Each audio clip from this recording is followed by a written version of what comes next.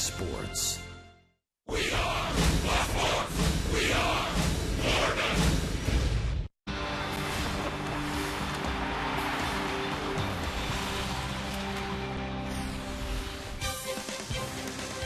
Well, look at the clouds coming in. We've enhanced that, but you get the idea. Here in Denver, you never know what the weather's going to bring. Right now, it's baseball weather. The Rockies and the Marlins finishing off a 4-game series, a low-scoring series. The Marlins took the first 2, the Rockies winners last night. And Danny Echeverria getting ready to rock and roll. Rich Waltz along with Tommy Hunt. It's been a fun series because a low-scoring game at Coors Field involves a lot of strategy, and we've seen it in all 3 games. It's really been an interesting series, unlike most other series we have here in Denver. You're right. We've been witness to some wild games here, but in this series, the 3 games so far, only 13 runs. Boy, look at the numbers on both sides, and the Marlins certainly have pitched extremely well. Kohler, Fernandez, and Turner in the starting role. The bullpen has gone 6 innings, has not allowed a run in this series. Overall, the ERA 173. The Rockies haven't hit a whole lot. The Marlins haven't hit a whole lot, so there haven't been a lot of runs scored. And as we've witnessed before here at Coors Field, that is totally not what we expected.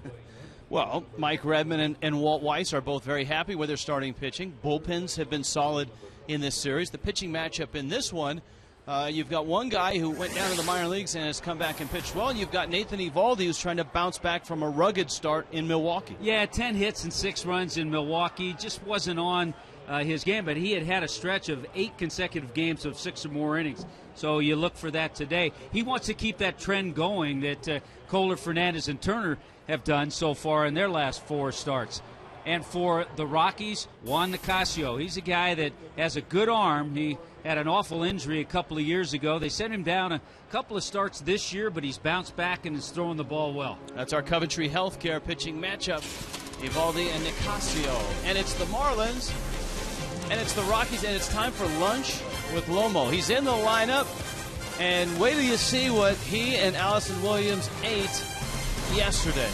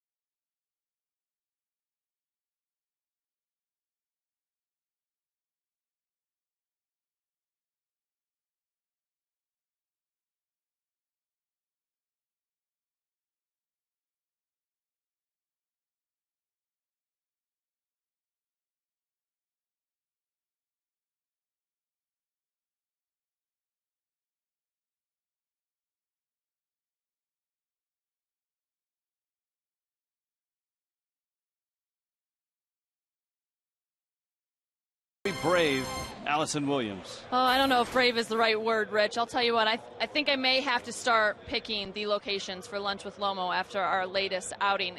It was a bit disturbing. Listen, great place, the Buckhorn Exchange here in Denver. It was built in 1893. It's the oldest restaurant in Denver.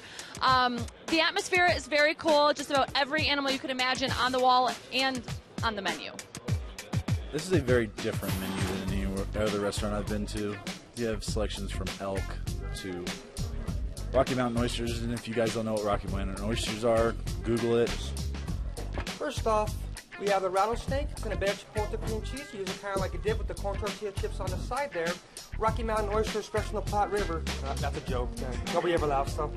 Just the seafood cocktail sauce, creamy peppercorn horseradish on the side, alligator tail, seafood cocktail sauce, and then the grilled duck breast. The moment of truth. That's why we came here. Yeah, well, you just gotta dive right in sometimes, you know? These poor guys. I feel so bad for them. Creamy Rocky Mountain oysters.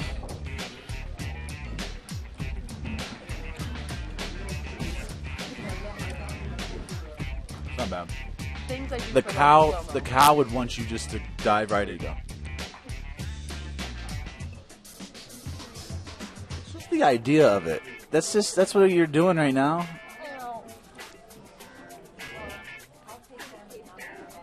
Well, there's so many jokes that I have right now, I just can't even. Okay, so you had the Rocky Mountain oysters pounded thin. Did you like it? And fried. Did you like it? They're not as bad as I thought they were going to be, honestly. So the face is more about the idea than the taste. Yeah, because, and see, you know I'm a big texture person. Yeah. They're fried, so that definitely helps. They're not terrible. Now, would I like, hey, I want to go get some Rocky Mountain oysters? No, but they're not terrible. Yeah, I don't think many people do say that, but yeah, I mean, if it's stuck in front of me and that's my last meal, I'll have to eat it, I guess. All right, now the rest of the meal was actually pretty good, and Lomo did give the Buckhorn Exchange a home run, second all-time home run. We had some good brisket, a buffalo burger, a buffalo Reuben. So once we got past the appetizers with the rattlesnake and the alligator tail and all that, it actually wasn't too bad. But if you go, I guess you got to do it. It's one of those things. We're in the Rocky Mountains, one in Rome. So I did it. Can't say I want to do it again. All right, Game 4, we'll wrap up the series in Colorado when we come back. Marlins and Rockies fish with the chance to win the series. Coming up next.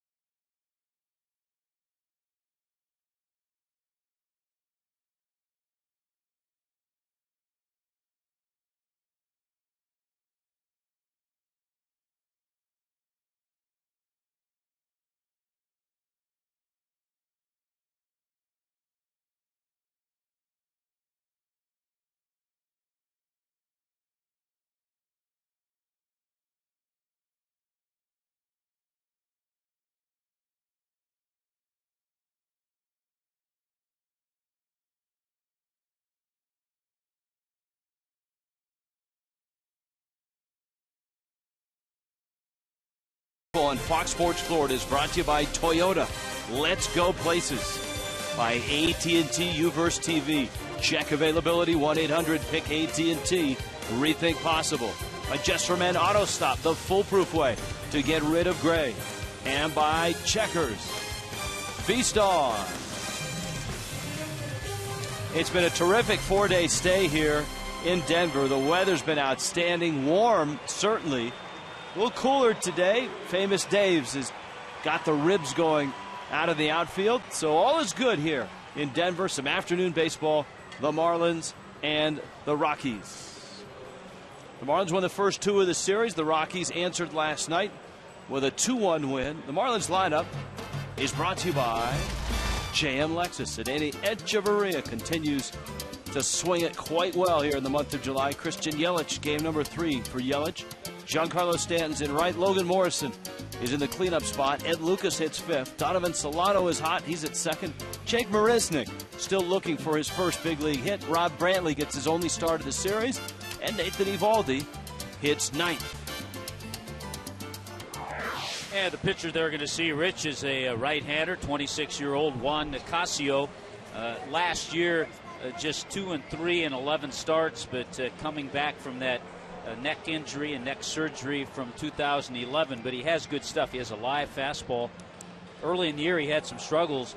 They sent him to AAA, and in 2 starts in AAA, he had an ERA of 0.82, and he came back, and his last 2 starts here have been much better. And we've talked about the Marlins starting pitching. Last night, Jorge De La Rosa was superb for the Rockies. Rockies defense is brought to you by the Cleveland Clinic, Florida. Yeah, they've made a couple of changes this afternoon with Cargo in left field, Fowler in center. Charlie Blackmon gets the start in right. We've seen him a couple of times as a pinch hitter. Arenado and Herrera on the left side, so Tulowitzki sitting this one out. LeMahieu has swung the bat extremely well in this series.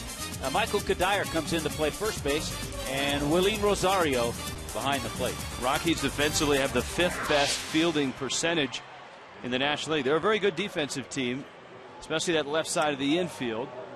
Although Troy Tulowitzki not in there today, and of course Todd Helton, the Gold Glove caliber first baseman, his entire career, getting the day off at least to start with. The Danny Echeverria, Christian Yelich, Giancarlo Stanton ready to go. Pinch a Penny brings you the first pitch from Coors Field, where Echeverria's got a 7-game hit streak. He has a stolen base in every game of the series. Nicasio misses in with a fastball. Brian Knight is calling balls and strikes. Mark Carlson at first, Jerry Davis at second, Dan Iasonia at third. This is a very good umpiring crew. It's the second time the Marlins have had this crew in the last 2 weeks. Roller out to short. Herrera charges and flips to first. And Nicasio has his first out. What else do we know about this 26-year-old out of the Dominican Republic? We'll give you a little more information, Rich, on Juan Nicasio. Some easy giddy-up. He's got good fastball, and it's very easy with the motion and delivery. Hard slider, and we'll talk more about him being a survivor, but he came back from an awful injury in 2011. Christian Yelich now. Yelich stands in and takes a fastball out. For Yelich, he will always have fond memories of Denver, that's for sure. Making his major league debut 2 nights ago, getting hits in his first 3 at bats, and he yanks that one foul. The challenge now for Yelich, and certainly for Jake Marisnick, is playing every day in the big leagues and producing in the big leagues. Ball and a strike. Yelich last night was 0 for 4 with a strikeout, and he fires that one foul back and out of play. News around one of the young players that the Marlins sent down in bringing up Yelich and Marisnick. Marcell Ozuna actually has an avulsion fracture in his thumb. He will have surgery. It's similar to Emilio Bonifacio's injury of a couple years ago. Boy, just a tough way to finish things for Ozuna this year. Made a great catch, and it was on that great catch that he injured that thumb. So Yelich battling right now. 2-2 coming from Nicasio. He elevates a fastball at 93 and strikes out the 21-year-old outfielder. There was a little bit of that easy giddy-up. This was not an easy play for Marcell Ozuna. In fact, it saved a run, may have saved the game. to open this series. But watch the glove turn. He favored the thumb afterwards. And all the tests indicate the avulsion fracture and impending surgery. Giancarlo Stanton now for the Marlins. The Rockies, for the most part, have held Stanton in check compared to his other trips to this ballpark. Last year, he hit in 3 games, 3 tape measure home runs. Just 1 homer in this series. Also has a double.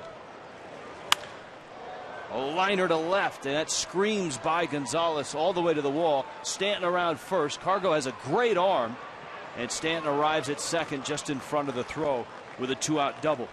As we've seen, you're not going to hold Giancarlo quiet for a long time, and it's been a quiet trip for him too. He didn't do much in Milwaukee, but a pitch up in the zone, he just rifles it past Carlos Gonzalez in left field.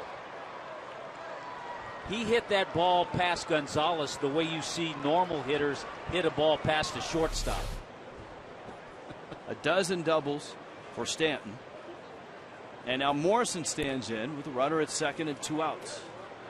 1 for 4 is Morrison in this series. The Marlins have seen a pair of left-handed pitchers, and in both cases Morrison was out of the lineup. He didn't start against Drew Pomerantz, and he didn't start against Jorge De La Rosa last night.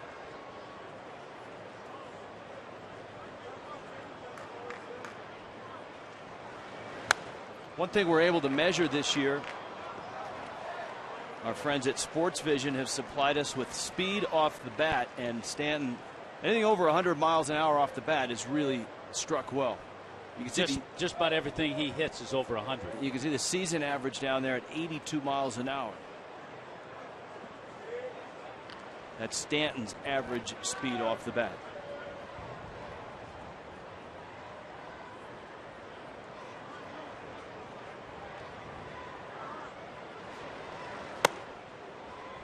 Fastball up, and it's 1-2 to Morrison.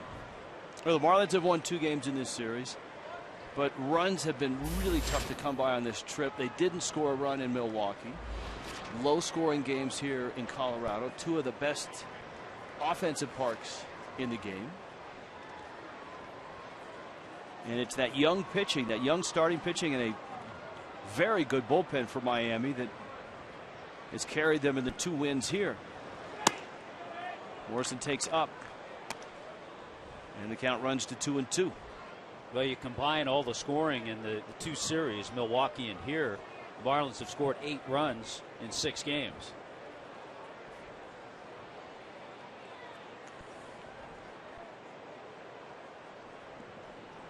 Ed Lucas is on deck. Juan Nicasio looking for win number 7. And as Tommy pointed out, 2 dynamite starts in the month of July. And he strikes out Morrison. Elevated to the 93-mile-an-hour fastball, same pitch that he got Yelich on. Marlins leave Stanton at second. Rockies get their first swings next.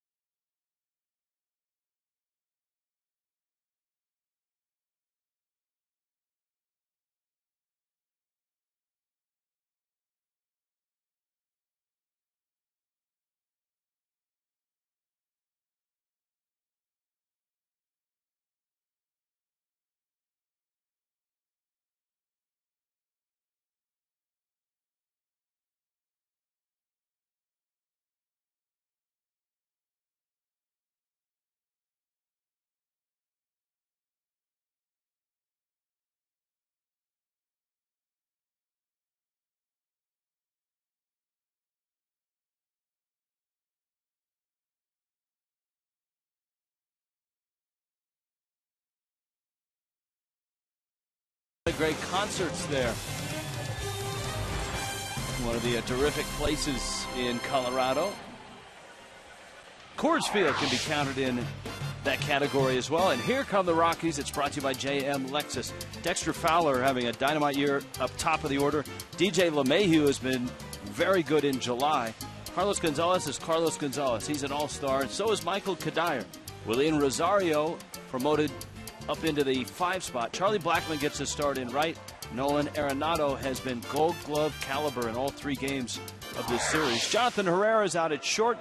And Juan Nicasio is in the 9 spot. And it's Nathan Eovaldi who takes aim at Fowler, LeMahieu, and Gonzalez in the bottom of the first. One of the guys the Marlins have been able to hold in check pretty well in this series is Dexter Fowler at the top of their order. Which is saying something, because Fowler, a 1-for-10 series, is a guy who can hurt you at the top of the order with surprising power. But the breakthrough for Fowler has been on-base percentage. And you talk about OPS and on-base percentage. Fowler, a great package at the top of the lineup, and he rolls one out Solano's way. There's one out, DJ LeMahieu coming up next. The Marlins, we talked about the Rockies defense. Cleveland Clinic brings it to you. The Marlins check in right now, 7th in the National League. Yelich and Marisnik, I think the 2 youngsters learned a couple of things in the outfield last night. Giancarlo in right field, Lucas and Echeverria on the left side, Solano and Logan Morrison in there at first. They're on the right side. And Rob Brantley making his first appearance in this series. DJ LeMahieu has been impressive in this series at the plate and out at second base. Big guy, tall and rangy, but he can play second. A shortstop in college at LSU. He shoots one on a couple of hops. Solano again. It was really interesting, Rich, in talking to Marlins pitching coach Chuck Hernandez about Nathan Eovaldi's start in Milwaukee, where he gave up 10 hits and 6 runs.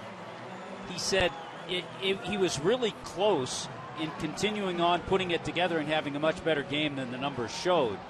But it also showed, he said, a little bit of a younger pitcher right after the All-Star break, not being as sharp as he would have liked to see him.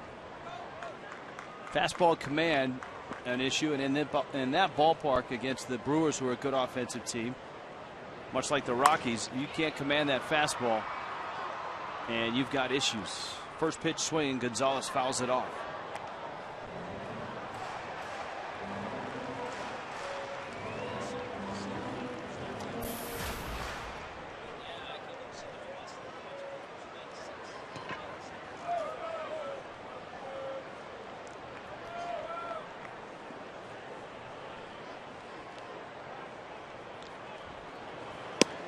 Gonzalez takes in. You look at the National League leaders offensively, and all you see is in every column is Carlos Gonzalez.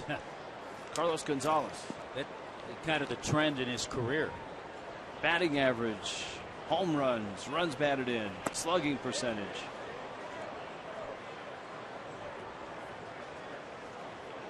Outfield assists. Well, you can see why he was thinking about bunting. The Marlins have shifted over, and Lucas is well off the line. I've never been a fan of that, especially if a guy who's the hitter is a guy who can hit home runs or hit extra base hits. If you're a guy who bunts a lot, or if you're a singles hitter, it's not a bad play.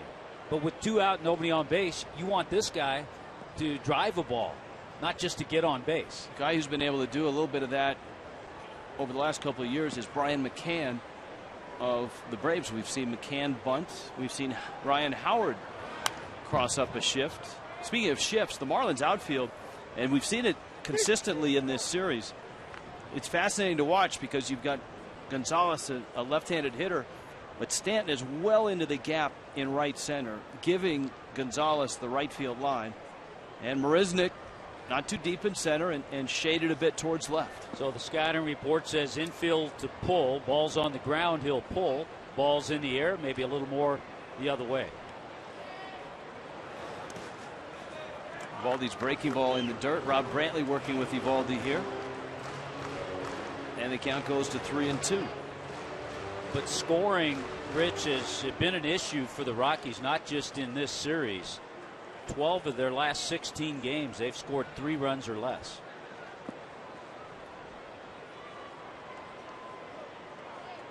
Kadire on deck, 3-2 coming. Got him. And that's Eovaldi at 95 miles an hour. A 1-2-3 inning for the Rockies. On to the second on a beautiful day in Denver.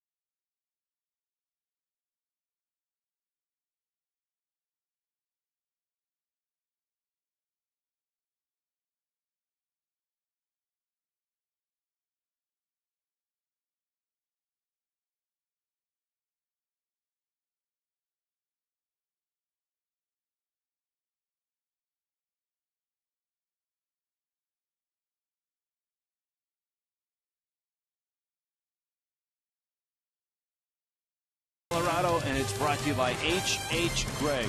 Rich Waltz along with Tommy Hutton. Welcome to Game 4 of this series. One of the most popular members of the Marlins traveling party here in Denver, Preston Wilson, former Marlin, former Rocky. P-Dub, how are you? I'm doing great. Great day for a ball game down here. Really can't get much better than this. Marlins hoping to get the offense going a little bit. Pitching is doing pretty well, but I've seen good signs down here today. Yeah, well, you were terrific in the booth last night, and you're showing us up again with your sartorial splendor with the suspenders or braces and a bow tie at the same time. Very nice look. Well, whenever you go home, you got to look good for people that you know, so figured I'd break out the bow tie today. Ah, very nice. What the bow tie and the Larry King look? Well, since you're there, I'll say caller. Preston, you've been on this entire trip. You saw the Marlins in Milwaukee. You've seen them here in Colorado. As Tommy pointed out, just 8 runs the entire trip. Overall, what are the biggest issues offensively for the ball club? The biggest issues are the hitters being a little bit over-aggressive in hitters' counts, and I think the pitchers have been kind of realizing it. So instead of getting that 2-1 fastball or 2-0 fastball, they may get a little BP fastball or maybe even a cutter just to try to move the ball off the barrel, and you're seeing a lot of ground balls in those situations. All right, Preston, we'll check back in with you. Ed Lucas, Donovan Solano, Jake Marisnick for the Marlins in the second. Lucas, 4 hits in this series. And he strikes out. Nicasio comes in and punches out his 3rd Marlin already. Tomorrow night, right back at it, the Marlins and the Pirates. And it's a Fireworks Friday. 7:10 start. You can get the Sir Pizza 4-pack, which includes 4 tickets, 4 personal Sir Pizzas, 4 Pepsi soft drinks for just $60. After the game, a fireworks spectacular presented by Pepsi. Go to Marlins.com for tickets. We are looking forward to getting back home after the All-Star break and this trip from Milwaukee into Denver. The Marlins and the Pirates for a weekend series. And the Pirates continue a little bit of a resurgence. Solano looks at an 0-1. Pittsburgh has won 4 straight. They had gone about 7 to 10 days where they had lost some ground in the Central, but they're a game and a half behind St. Louis and firmly in control of the #1 wild card spot. Yeah, right now the Pirates down a couple of runs in the 8th inning to the Nationals. Solano reaches out and he shoots it foul. Solano's hot, Hut, and when he's hot, he's got that short, compact swing, and he's driving the ball to all fields. Yeah, he does. He's a good situational hitter, and I think also he's gotten hot. The confidence is there because he's gotten the opportunity now to get back in there on a more regular basis. Breaking ball is outside. And certainly for a guy like Solano, who was in the Cardinal organization and got his shot last year and shined brightly, you can really sense the hunger that he's got to get to the big leagues and stay in the big leagues. Pop-up, Kadire and LeMahieu, and a sliding catch by Blackman.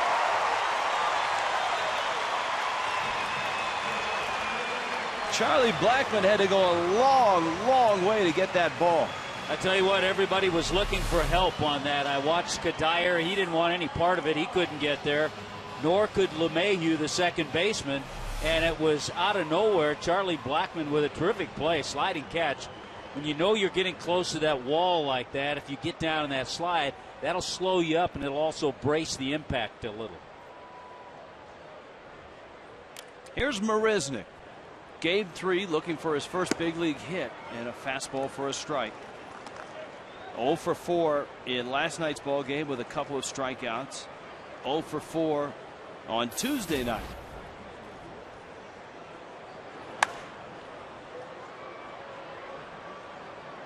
And he's behind in the count at 0-2.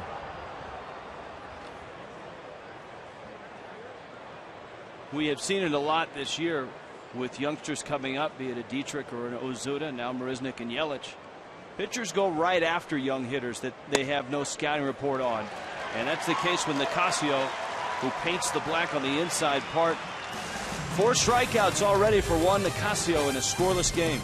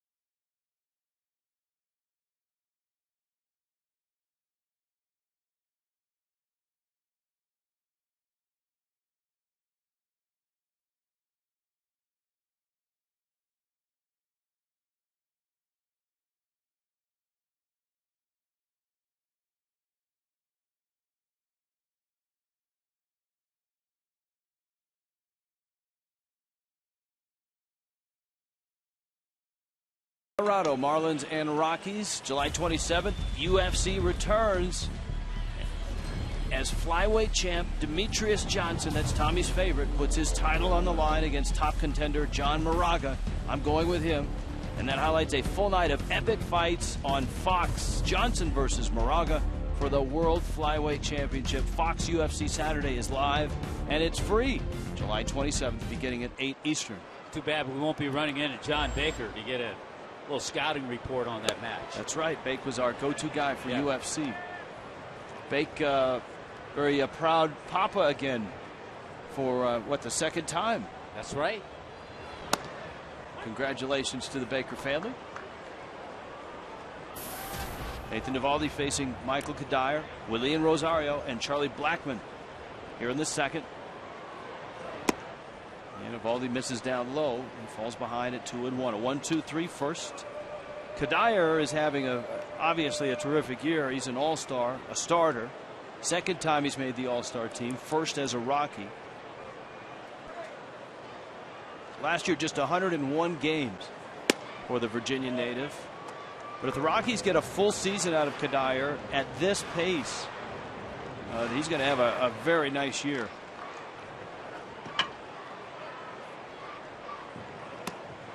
And of course, yesterday he thrilled everybody on Marlins Live with his card tricks. And after the ball game, we'll have maybe an encore performance from Magic Mike. Twitter poll: can the Rockies stay in the hunt for the West? AT&T Uverse. Hashtag rocks yes. Hashtag rocks no. Well, they've got the Diamondbacks ahead of them. The 3.5 games behind them. They've got the Dodgers, who've won 8 out of 10. They've won 6 straight. They've been playing terrific baseball. They have the Brewers visiting Denver after the Marlins leave. And then they go on a tough road trip. I think if you were to ask Walt Weiss and General Manager Dan O'Dowd what the Rockies need to make that run and contend in August and September, maybe better starts out of that number 5 spot in their rotation. It's been a question mark most of the year. Maybe another arm in the bullpen. They miss Rafael Betancourt. And in both those spots, they've got a guy coming back in 2 or 3 weeks. Betancourt in 2 or 3 weeks. And if all goes well, Roy Oswalt. What a nice number 5 starter that would be. That would be a pretty good fit. But both have to get healthy and stay healthy before that happens. Yeah, their road trip takes them to, after the Brewers come to town, they go to Atlanta, then to Pittsburgh, and then to Citi Field to take on the Mets. Kadire can run. He's swiped 7 bags. And Eovaldi, a good move, and picked him off.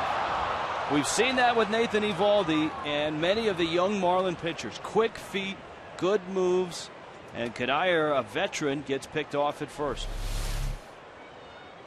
The thing that kind of contradicts Nathan Eovaldi, he's a power pitcher, and a lot of power pitchers are slow to the plate and don't have great moves, but he has extremely quick feet and picked off Kadire.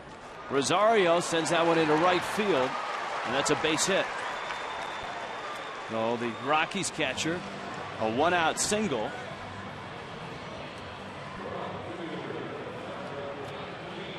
And here comes Charlie Blackmon, who's getting a start in right field this afternoon. Here's a guy they have to find out if he can hit .312 career average in the minor leagues. He's got a little bit of action up here out of Georgia Tech. He and Derek Dietrich were close. Blackmon older than Dietrich, but was kind of the guy that showed Dietrich the ropes when they were both Yellow Jackets.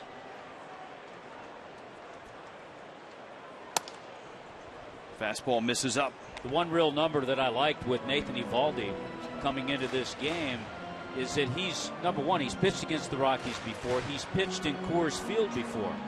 Couple of starts here in Denver. A 1-1 record and a 2.19 ERA. So he's not fazed at all by the higher altitude.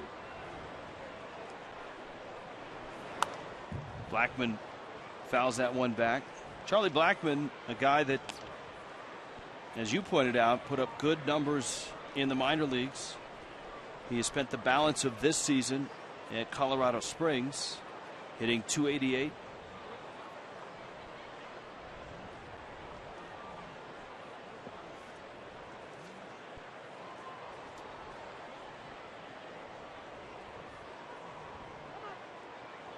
It's a Rockies team that is not a sedentary team at all. They put the game in motion.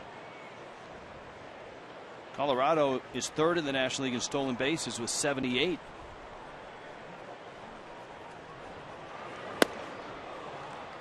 One of the things you can say about this Colorado team is that they're athletic. Maybe more so than in the past. Fowler, LeMahieu, Gonzalez, even Kadire. Obviously Tulowitzki, and he's not playing today. Eovaldi with a 2-2 count. Fastball's live. You saw the pitch prior to that, a good breaking ball on Blackmon. So we see many times, we see Eovaldi get by with just 2 pitches because he has that good of stuff.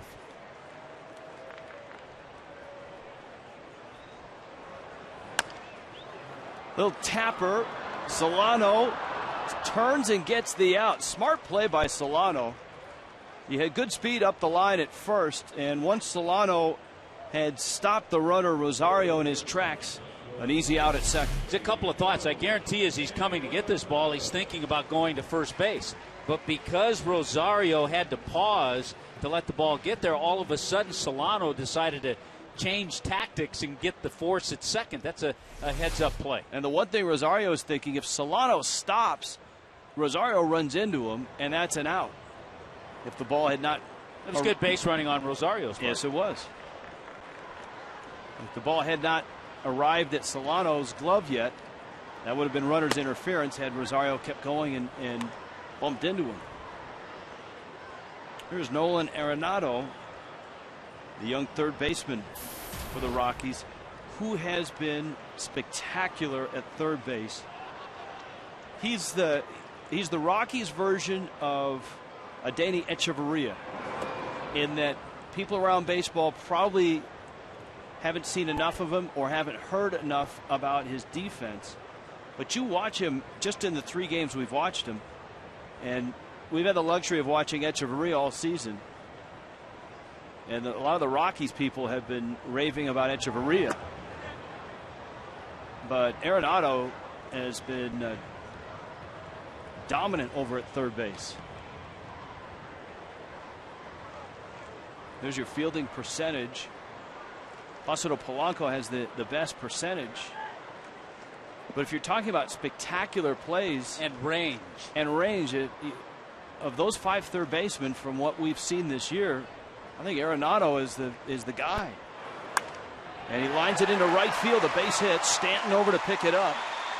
On his way to third base is Blackmon, and the throw comes all the way over everybody's head, and for some reason ends up wide of third.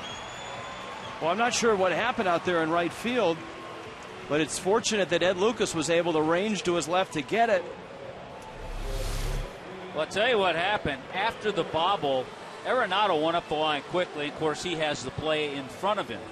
After he sees Stanton bobble, he looks like he's going to go to second base. Takes a good turn and appeared to take off, but then he put the brakes on right there. He drew the throw from Stanton. It was a poor throw, and fortunately Ed Lucas over at third picked that up and backed it up. Still, there are 2 outs. Rockies at the corners, and the switch hitting shortstop Jonathan Herrera takes a strike. Herrera, the 28-year-old Venezuelan who has been in the Rockies organization a long time, 12 years. Had an injury-filled year last year. Very versatile, serviceable. You can move him around the infield.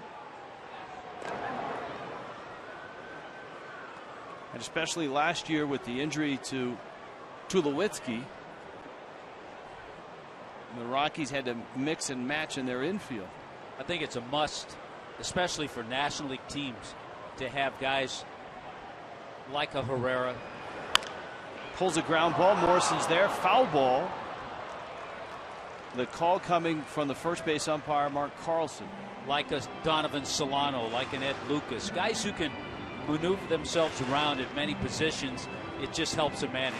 A Willie Bloomquist, a Martin Prado. And wouldn't you agree, more valuable in the National League than the American League? Oh, without a doubt. There are guys in the American League that you hear oftentimes people say, he's a National League guy. He would really be a better fit as a versatile infielder, outfielder in the National League.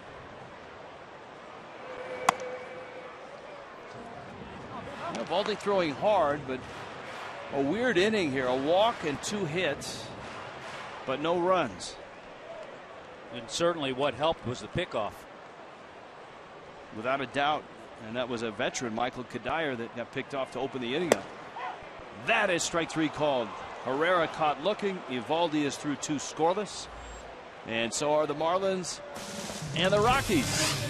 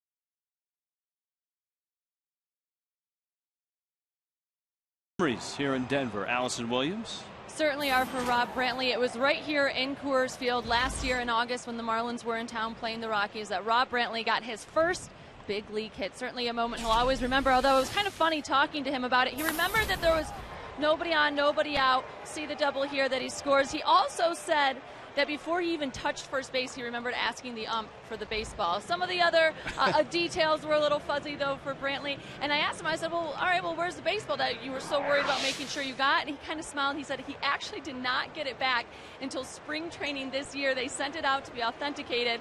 He forgot about it. Silver showed up with it at spring training and said, I think this belongs to you, and gave him the baseball. He said it's buried in his car somewhere. But he did get it back eventually. So good memories here at Coors Field for Rob Brantley. Guys. So what he's saying is, as he was rounding first, he told the first base umpire, I need that ball. Yes. He said he might have even said it before he even touched first. Yeah, get the ball. Get the ball. I got to go to second. Brantley and Eovaldi and Adeiny Echeverria all scheduled here in the third. Now I'm not sure because I didn't see who was playing first base. If Helton had been at first base, Brantley could have been one of those 83 guys who got their first hit with Helton at first base. There's the 1-1 pitch. And it's out. This is Brantley's second start on the trip. Brantley had a start on Sunday in Milwaukee. And Mike Redmond told us that was the best game that Brantley has had behind the plate this year. Shoots a sharp ground ball out towards Herrera. And we're going to see, I don't think it was Todd Helton. It looks like it was Kadire again at first base. So he wouldn't have had that opportunity. By the way, I don't want to plant this seed, but a couple of starts that Brantley's had this year, one went 13 innings and one went 20 innings in New York. And it's getaway day. Marlins have a flight across the country to get to the Pirates tomorrow night. And there's forecast for rain too, Tommy. Just don't want to plant that seed either. Throwing it all out there. Why not? Let's see if any of it sticks. Eovaldi makes a strike and it's 0-2. And the Pirates and the Marlins are going to see some good pitching. Jeff Locke and Henderson Alvarez tomorrow night at Marlins Park. Tom Kohler on a Saturday start against Charlie Morton, who's back from the surgery. He's had a nice return. And then Garrett Cole the UCLA product, the big draft pick who's up against Jose Fernandez on Sunday afternoon.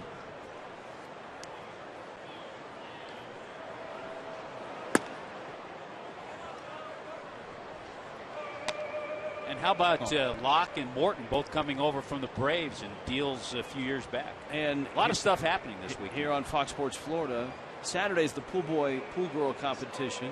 Fantasy auction on Monday. A swing and a miss. And Tommy, apparently we're going to be on the move a lot in that series. That's what I heard. Against the Mets, because of course on the Fox Sports Florida fantasy auction, we're going to be out in the Clevelander. Tuesday night, we're actually going to do a broadcast from the Fox Sports suite. They've kept Tommy and I out of this suite because we generally go down there to see if there's any good food there, and we've been chased out of there so many times in the last year and a half. So what you're saying is this time it'll actually be official. Yeah, officially we'll be welcomed with open arms. We hope. Echeverria up. And he takes in. By the way, you can still get tickets for the Fox Sports Florida Fantasy Auction, the big party at the Clevelander. There's the phone number to call right now. There's operators standing by. 305-480-2550. Top of your screen, 305-480-2550. And it's a $100 donation. It all goes to the Marlins Foundation. It's a night in the Clevelander for the Marlins and the Mets on Monday night. Open bar. Come up and give Rich and me fist bumps before the game. Get us pumped up. All you can eat. Tommy's going to do his pool dance. And he may be with the Callaway clubs that's in the Tommy Hutton Golf Experience this year. With the Callaway clubs, Tommy may be chipping balls over the pool in the Clevelander. Here's a 3-1. And it's up, and Echeverria walks. Well, all of a sudden, the first batter that Nicasio faced where he just seemed out of sync.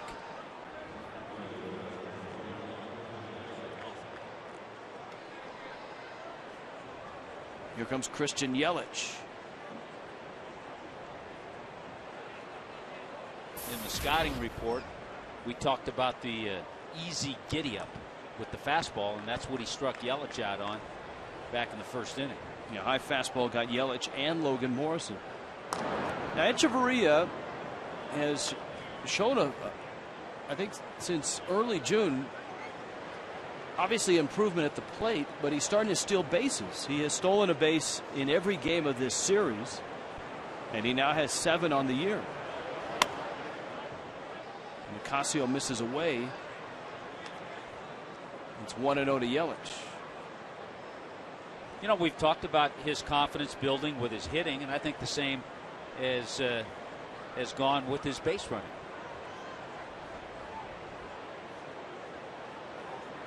Now, Willeen Rosario and Rob Brantley are very similar behind the plate in terms of their defensive skills. Both have very good throwing arms. Rosario's thrown out 25% of base stealers. Brantley has thrown out 35%. But they both had issues hanging onto the ball.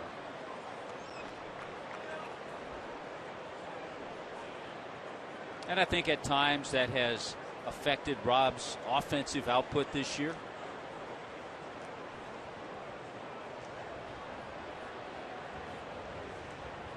You get the veteran Yorvik Torrealba. The Marlins saw him last night. Etch is leaning. Not running. Time called. I think it's good in the case of Rosario to have a guy like Torrealba, and in the case of Brantley to have a guy like Mathis. And it's one thing that Rob has done in games that he's not started. He sat down on the bench with some charts. He's kind of gone through the pitches, talked to Redmond, watched what Mathis has called. There's the difficulties they both have. And like I said, I think for both, they have strong arms, quick releases. They throw out runners. The next part of the puzzle is to put together game calling and receiving, blocking pitches, and all of that. That's I mean, not many catchers get to the big leagues ready-made with all of that.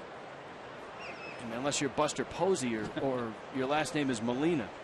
Echeverria, good jump on the run. Rosario's throw, a strong one, and he's out. That's exactly what we talked about. Rosario, a great throw, and Echeverria caught stealing to end the top of the third.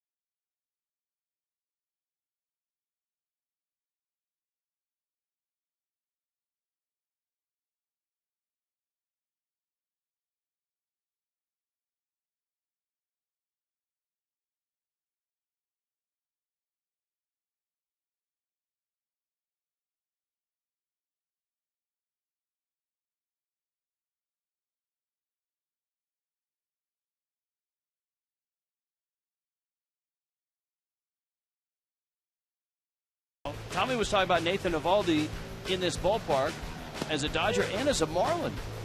Yeah, last year he pitched a terrific game here, and we talked about his efforts here. 2 really nice games in 6 2/3 innings. Gave up just 1 run through 115 pitches.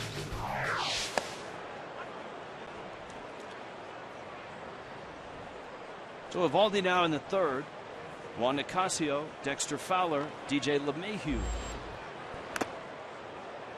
When you have the kind of stuff, and it looks like Eovaldi's trying to do this, but when you have his kind of stuff and you're facing the pitcher, you want to get him back into their dugout as quickly as possible and not throw too many pitches, and he's gotten ahead 0-2.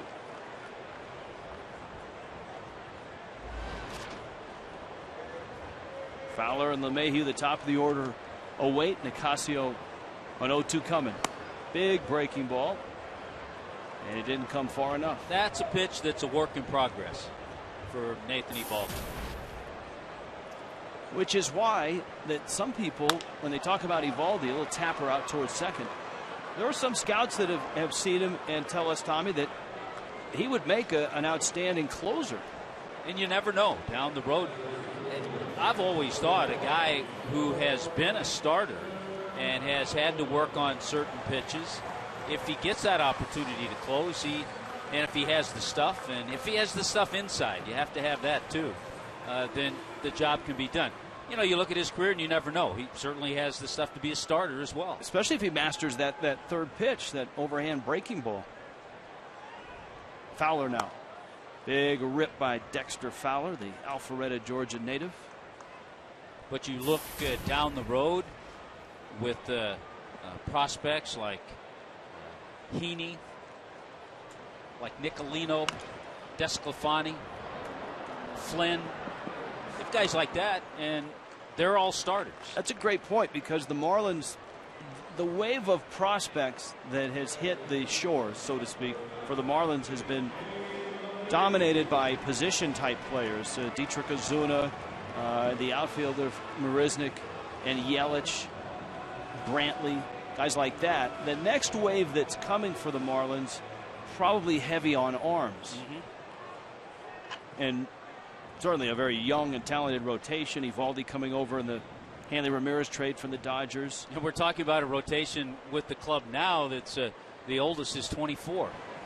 Jacob Turner coming from the Tigers organization. Fernandez, of course, a Marlins draft pick. Kohler, developed by Miami. Henderson Alvarez coming in the Toronto trade. Cholula Hot Sauce, spotlight player. This is a nice player, DJ LeMahieu. Louisiana State, second-round pick by the Cubs. And he came over in the Ian Stewart trade. That was a good trade for Colorado. Bouncer in the hole, Echeverria. Oh, man, that's effortless stuff from Echeverria going to his right. And a quick inning for Eovaldi here in the third. On to the fourth. Nobody's scoring at Coors Field this week.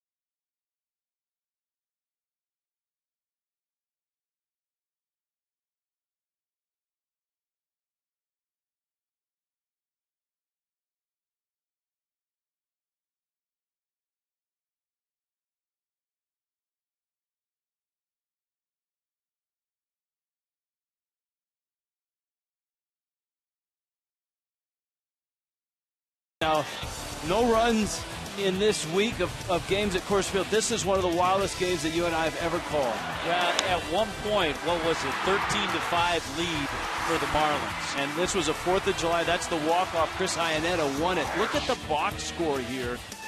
And the just the carnage. 22 hits for the Marlins, 21 for the Rockies. Cantu and Jacobs, each 4 hits. That was the series, I believe, that Cody Ross in the 4-game series had 3 hits each game. And I believe, what'd you tell me? 15 RBIs. Cody drove in 5 runs in that ball game. That hasn't been the case these 3 games. And the Marlins were up 13-5, and I remember looking at you in the booth and saying, I don't feel good about this. It didn't feel comfortable with an 8-run lead. Because every time Matt Holliday came up, Spielborgs, Iannetta, those, I mean, it was a wild ride, that's for sure. Christian Yelich for the Fish. Yelich was at the plate when Echeverria was caught stealing. Giancarlo Stanton, Logan Morrison will follow against Juan Nicasio in the 4th. And Yelich pulls it wide of Perry Hill. Yelich a strikeout victim in the 1st. Nicasio has punched out 5 Marlins. On a real down note in that series, I remember it was a couple of games, that one in particular, that Kevin Gregg gave up the lead.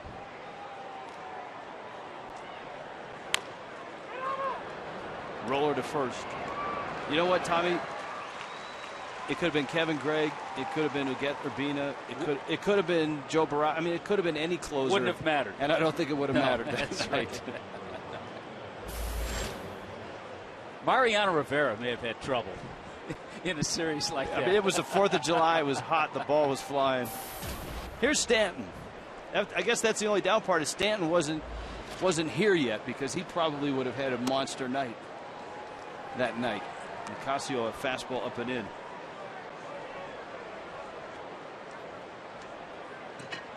Stanton doubled back in the 1st.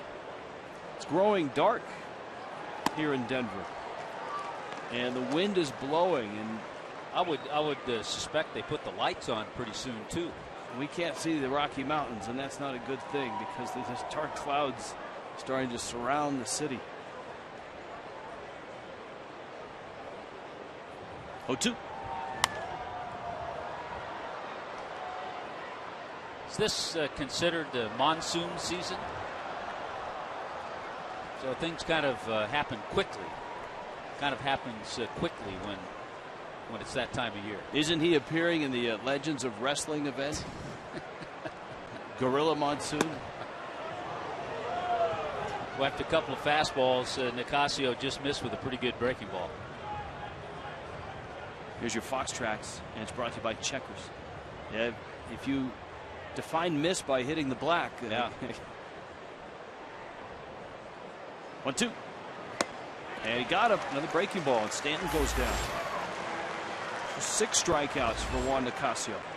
Well, he's given up just the one hit. That was Stanton's double in the first inning.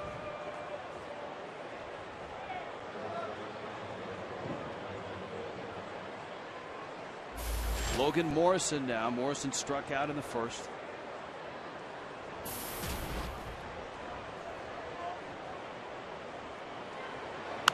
We haven't talked Rich too much. We mentioned it early about the injury to Nicasio when he was struck on the neck by a line drive in 2011, and then eventually had to have surgery on that C1 vertebrae.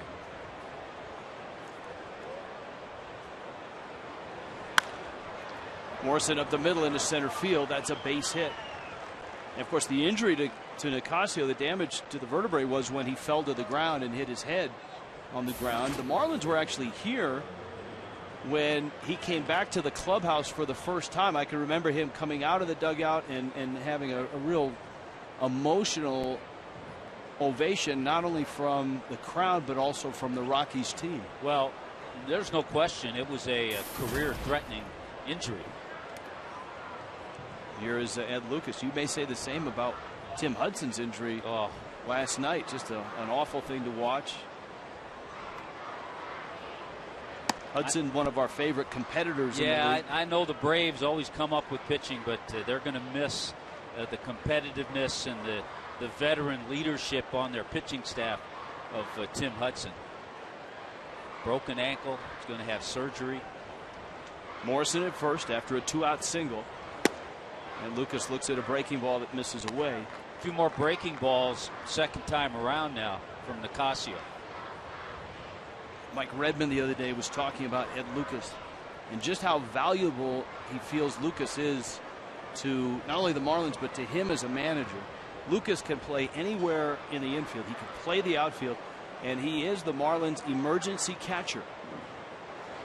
And that's why late in ball games, whenever there's a double switch involved, Redmond, if Lucas is not in the game, he comes in the game, and if he's in the game, he stays in the game.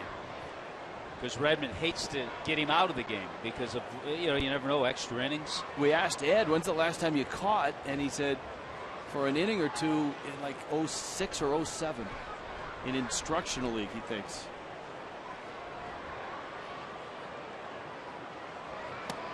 But in that 20-inning game, he said about the 17th or 18th inning, he was getting worried. He was thinking about it.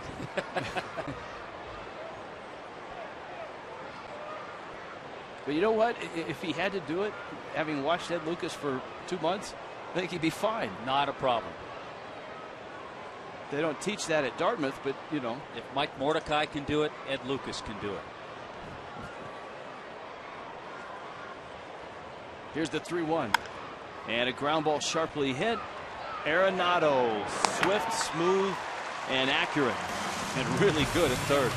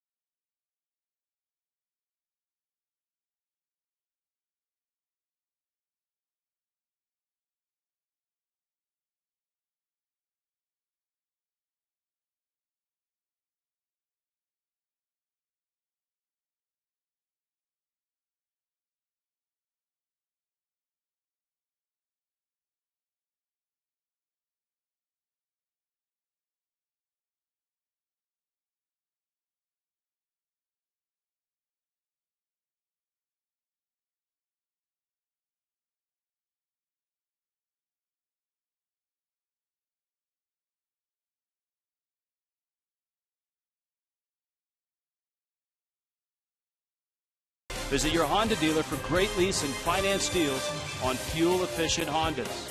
And by Coventry Healthcare of Florida, lighting the way to better health. We still have footage of Tommy Hutton there, having some trouble, but rolling out of it on his All-Star break vacation in Durango. Never gets old. Again, we've got a pitcher's duel here. Preston Wilson, what's going on? Well, the pitchers are doing well. They're working ahead. They're throwing strikes. And anytime you're hitting in 1-2, 0-2 counts, and you put the talent that's on the mound today, it's not a good day for a hitter so far. And Preston, how's the weather feel down there? Oh, man, it's nice down here. I don't need an umbrella or anything. This is perfect. Well, not yet. Not yet. Don't talk too soon. Have you looked to your left lately? Well, see, there's two umbrellas. There's your sun umbrella and then there's your rain umbrella. So I passed the need for my sun umbrella. You're right, though. From the looks of that shot on the monitor, there may be some rain in the forecast here. Here's Michael Kadire. Preston dazzling me with his vocabulary the other day. As we walked out of the hotel, he said, I need my bumper shoot. Bumper shoot. Oh, sure. Yeah. I know what a bumper shoot is. I mean, having lived in Seattle for a dozen years, that's a common word, but some people don't know that that's an umbrella. The thing about living in South Florida, the umbrella usually doesn't work because it's usually blowing so hard, the wind, it just blows the umbrella all out of whack. All right, enough about the weather. How about the hitter, Jordan Pacheco? Into center field. So Carlos Gonzalez has come out of the ball game for Pacheco. And if we get a report from the Rockies clubhouse, we'll give it to you. You start to reconstruct what we've seen from Gonzalez in this game. And I don't remember a defensive play. No, he struck out his first at bat.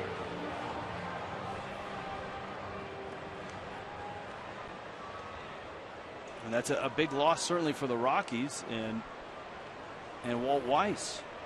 Here's Kadire now. That takes one of the better left-handed bats in the league out of the lineup. We talked about all the superlatives for Gonzalez. Kadire walked. Kadire's on that list too, Tommy, as you scan National League leaders in the offensive categories. Michael Kadire is up there. On base percentage, Kadire right now 5th. Joey Votto, Shin-Soo Choo, the two Reds atop the list. Paul Goldschmidt, Matt Carpenter, the Cardinals are 3 and 4. Well, that's a bullet right up the middle, right by the glove of Solano.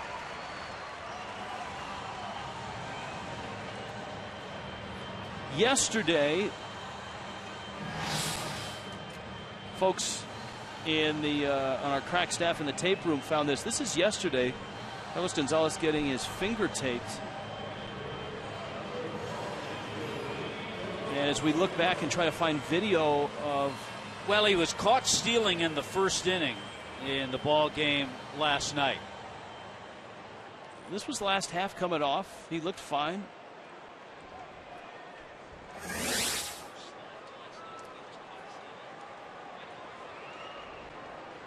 Willeen Rosario now, and a throw over to first.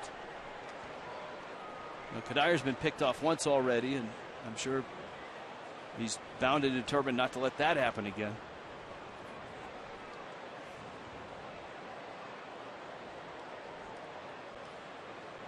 So on a day where Walt Weiss is resting some of his veterans, Tulowitzki, Helton, he has to bring Gonzalez out of the ballgame.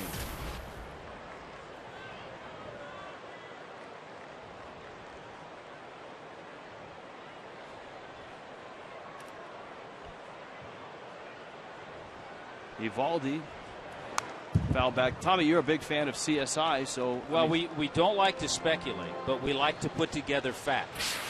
And last night in the game, remember the head first slide when just for the second time this year he was caught stealing.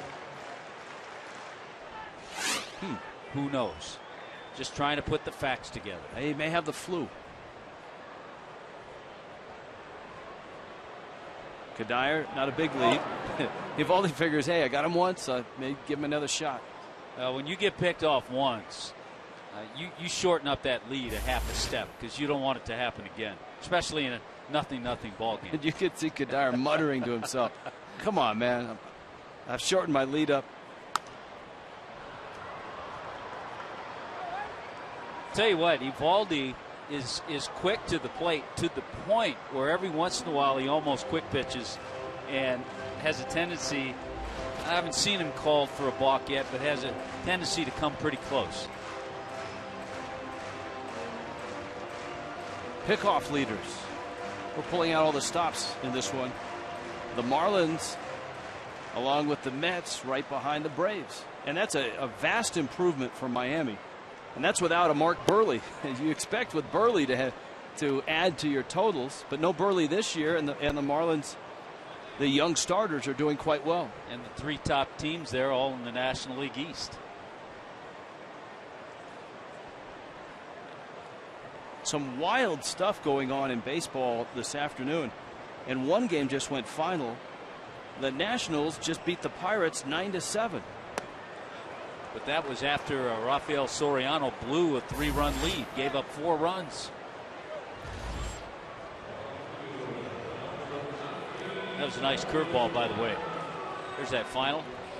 Bryce Harper, a 2-run walk-off homer in that ball game. We're going to be in a suite on Tuesday night and call the game. You can be in a suite for a single game rental. And it's a terrific way to spend the night at Marlins Park. Legends Fiesta Suites offer the suite experience on a single game basis, featuring all-inclusive food, beverage, all kinds of cool stuff, big screen TVs, personal service. We get all that. Solano to his right, a little backhand shovel at Chavarria. Has to hop over Kadire. 1-877 Marlins, or go to marlins.com, or just go to the 5th inning, just like us.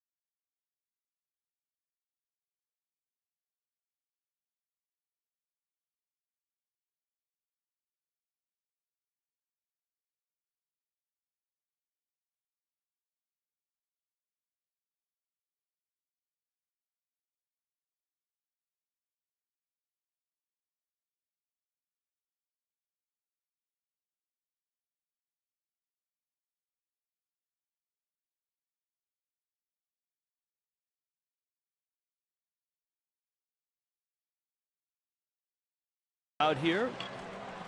Now, with the exit of Carlos Gonzalez, that shuffles the deck as far as Walt Weiss's defense. Kadire goes from first base, and now he's in right field for the ball game.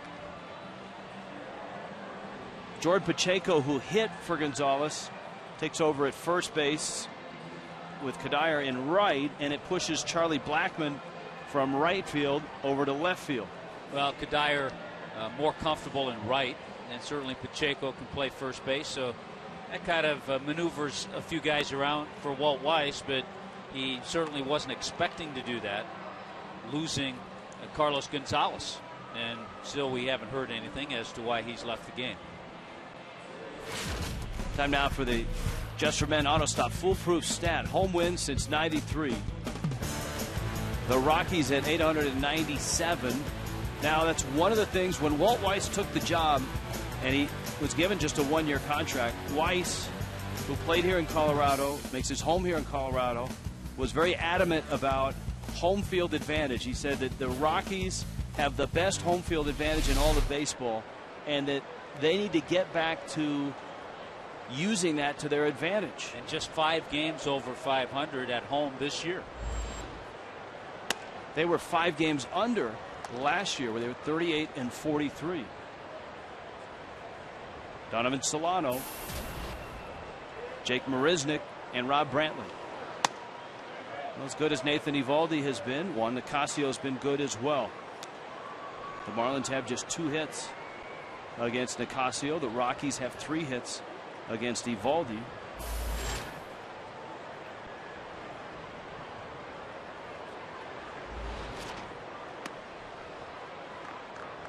You were talking about that Nationals Pirate game, a little bit of a Miami flavor. Gio Gonzalez started for the Nationals, got a no decision, but struck out 11 in 5 2/3 innings. Ground ball. Arenado makes the play. There's 1 out. Allison Williams, where are you here at Coors Field? I am a mile high, guys, up in the purple seats here at Coors Field, 5,280 feet above sea level, and obviously air a little bit thinner. I'll tell you what, even my heart got going just going up the stairs here. I talked to Marlins strength coach Ty Hale about if he alters anything because of the altitude. He did say that there's a little fewer reps, so if you're doing an exercise, usually they have the guys do 10, maybe they'll lower it to 8. He also extends the rest time in between exercises. If it's usually 30 seconds, he'll extend it to 60. Another interesting note, he said that they tell the pitchers when they're coming out of the bullpen to stop running sooner than they usually do, so that way it gets their heart rate a little bit lower than it would be if they sprint all the way to the mound because of the altitude, the thinner air, and obviously there's a good distance too from the bullpen to the mound. He said he tells the relief pitchers to stop running a little bit sooner when they enter the games. It's a nice look. Now that's part of the ballpark that I understand will undergo some renovation next year. There are plans for some clubs up there, restaurants. Make that into a really cool place to hang out and watch the ball game here at Coors Field. So Allison at 5,280 feet.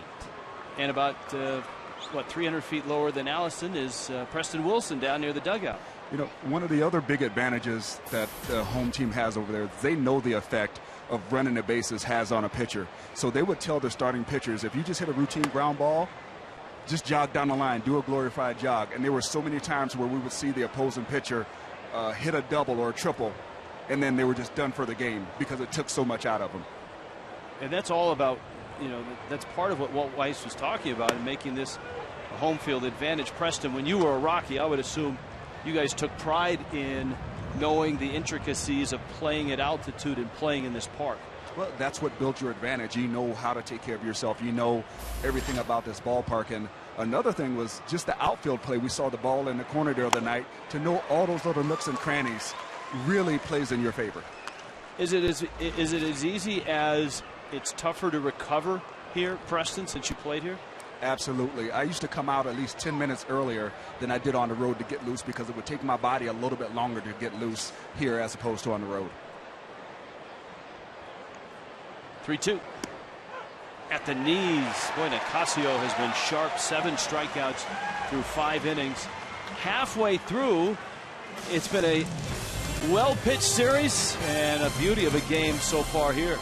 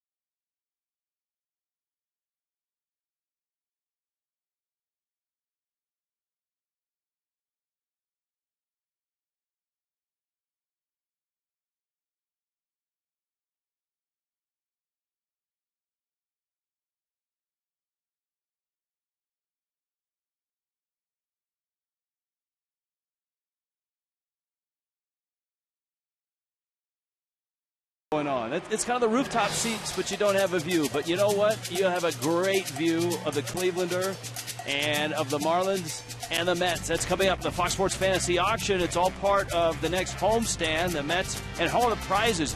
A road trip to New York, a cruise, Royal Caribbean cruise, golf with Tommy Hutt. You got Callaway irons and all kinds of cool stuff from our folks at the Allianz Classic. Greg Minervini does such a nice job of running the auction board. Jake Marisnick runs down that line drive from Nolan Arenado. Now, as we told you, you can be part of the party. There's the phone number to call. There are operators standing by, not only to sell you tickets, but answer any questions you've got about the event. 305-480-2550. 305-480-2550. Again, it's just a $100 donation. You get all you can eat in the Clevelander, open bar in the Clevelander. You'll be on television because Camera 12 will be working overtime, and we'll be broadcasting the game from out there. It'll be one big party, and you'll be right in the action. The big board is right up the Jeff Conine Stairway to Heaven. Sitting up there, you're free to walk up there and look at the big board. Jeff will be involved. Craig, Preston, Cliff, Frank Fort. It's a big night, and it's one of our favorite nights of the year. And we're hoping it's as successful as years past. We raised close to $100,000 last year. And there are your numbers again, 305-480-2550. It's the only night of the year where Tommy and I wear shorts to a ball game. Tasteful. That in itself. Tasteful Tommy Bahama shorts. Yeah, that in itself would get many to buy a ticket for the Clevelander for the game. And the mini board has some really cool stuff. Experiences with players. One of the packages this year is you can be a spring training player for a day. Dress in a Marlin uniform, spend a game in the dugout. Hey, Billy Crystal did that. Garth Brooks did that, I think, one year with the Padres. We even have something for Met fans, Tommy Hutt. That's right. Yeah, you just told me, came up with a couple of nice items. Evaldi bobbles, drops, and safe at first is Nicasio. Evaldi got a little too quick out there, and he didn't get the out at second he was thinking about, and because of that, he didn't get the out at first. We've seen him be very aggressive out here, but watch his head. He gets his feet in the right position, but I think took his eye off of it just for a second. He tried to recover and get the out at first, but Nicasio, to his credit, didn't loaf up the line. If he had jogged up the line, he would have gotten the out at first. So first little threat in this game.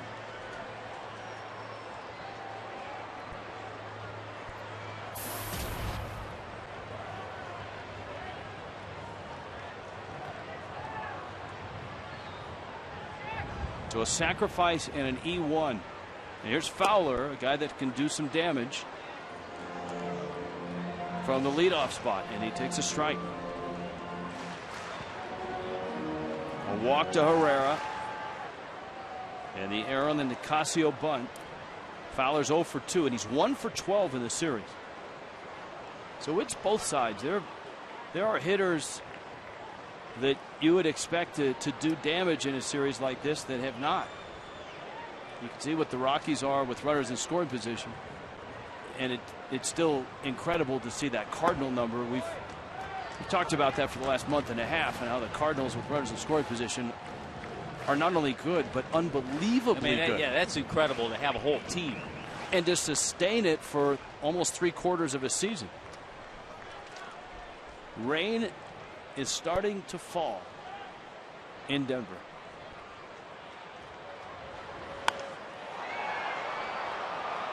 Marisnick, fastball, with the wind swirling, is there, and he makes the catch. This copyrighted telecast is presented by the authority of the Marlins, may not be reproduced or retransmitted in any form, and the accounts and descriptions of this game may not be disseminated without the express written consent of the Marlins. That was a good 96-mile-an-hour fastball from Evaldi, in on the hands. Just a perfect pitch, great spot to get the fly ball off the bat of Fowler. Now remember, you don't have Carlos Gonzalez behind LeMahieu. You have Jordan Pacheco, a right-handed hitter.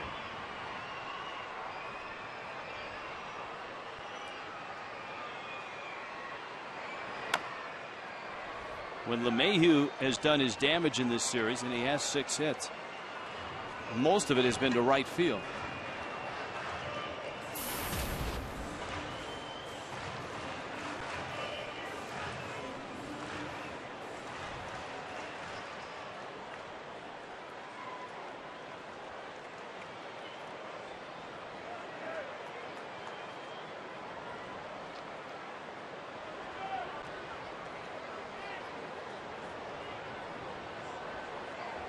Herrera's at second, and Ocasio at first. And Eovaldi, 65 pitches into this ball game, bottom of the 5th. He's got 2 outs and an 0-2 count on DJ LeMahieu. You'd love to see a pitcher do what Eovaldi's done. Gets in a little jam, and you have a tough hitter up there, but he's quickly gotten ahead to him 0-2.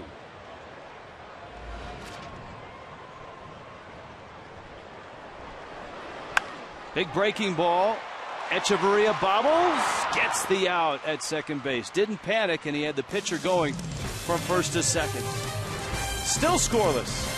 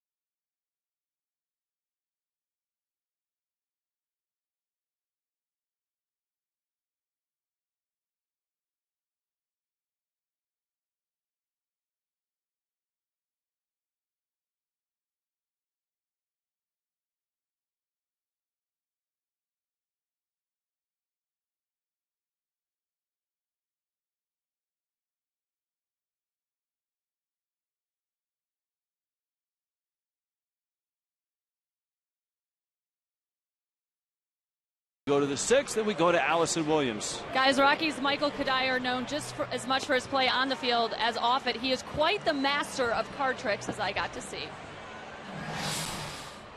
All right, just leave a little bit sticking out. That's still the card, correct? All right, you put it all the way in. Here, I'll do it. All right, so it's still right about there, right in the middle, right? Yep. All right. So whatever the number of the card was, I just want you to swipe your finger. So 1, 2, 3, 4, so on and so forth. So it's just a 2. All right, and whatever the suit was, draw that first letter on the top of the card. So it was a 2 of clubs. And it was at the bottom of the deck. And as you were doing that, the swipe in, and you were actually summoning that 2 of clubs up to the top of the deck. No way! So That's really good. that's a good one. That's really good. I was blown away, guys. He showed me just 2 tricks. He said he knows as many as 20. And manager Mike Redman was making fun of him the day before. He said the tricks are tired. I was impressed. I really was. I have no idea how he did it. We'll air the entire thing in post-game so you can see all of his tricks. It was pretty cool. All right, thank you, Allison. The head groundskeeper here in Colorado, probably on the horn with the weather service and trying to figure out if this group of clouds or this cell of rain is going to end up over Coors Field.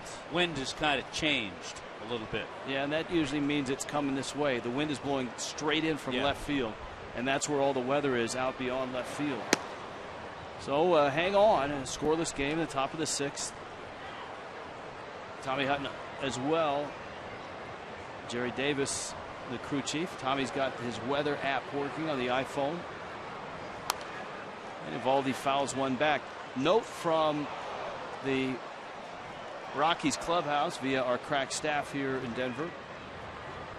Carlos Gonzalez aggravated the sprain on his right middle finger. So the guys in the tape room, the men and women working in the truck, their work pays off. They went back and found the slide from last night. They found the trainer taping the finger from last night. Kind of aggravated it supposedly during his first at bat on a swing.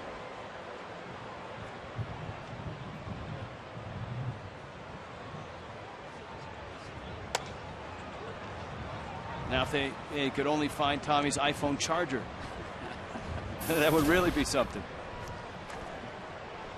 That's why I haven't gone to the iPhone 5, because I have to buy a new charger. Eovaldi with a good AB here. He's gone to 3-2. Nicasio has walked just one, and he struck out 7. Ground ball sprayed out to second, but Mayhew makes the play. Well, the Pirates just played a wild game this afternoon. As Tommy pointed out, they came back only to get beat by a Bryce Harper home run. Marlins and Pirates on a Saturday spectacular. Magic Mike won't be Michael Kadire. It'll be Michael Grandinetti. Post-game Magic show. All-you-can-eat seats are in play as well. Marlins.com, the place to go for tickets. Arenado to first. Now, a finger may seem like an innocuous thing in football. Even in basketball, you can tape it to another finger. Baseball, Preston Wilson, is a totally different animal, isn't it? It really is, because your fingers are really individually involved in a lot of things, especially if it's on your throwing hand. I had that same injury that Carlos Gonzalez has. I did it in a base stealing attempt in Arizona Fall League, and the only thing you can do is get creative with your taping so that it simulates the ligament action or the ligament structure holding there that it would do naturally in your body. So you have to do a little bit of crisscross on the side to simulate that, and then anchor it on top and bottom to keep that in place. But what happened with him was it rolled over when he took a swing, and the finger kind of really got loose again. So that can linger for a while. He may have that all year. And that's the creative taping that you talked about, Preston. It's not just immobilize it, it's strengthen it and support it so it can still have its natural movement. Right, because you need to be able to have it to function individually because of the way the batting glove is structured and everything. So you just have to find a way to tape it so that it's stable, that when he swings it won't roll over and stretch it out even more. Christian Yelich takes a fastball in the outside corner. Count evens at 2-2. Scoreless in the 6th. I mean, the outset of the telecast, we threw up the numbers from the first 3 games of this series. Look at that, a Marlin fan with a Marlin rain poncho. Always prepared. Haven't had to use that at home in 2 seasons. That's right. That's a well-prepared Marlins fan. Another deep count for Nicasio. Pitch number 84 is coming. And it's a beauty. Change up, got him. Yelich strikes out. Nicasio has punched out 8. And the Rockies and Marlins play on, and they're scoreless.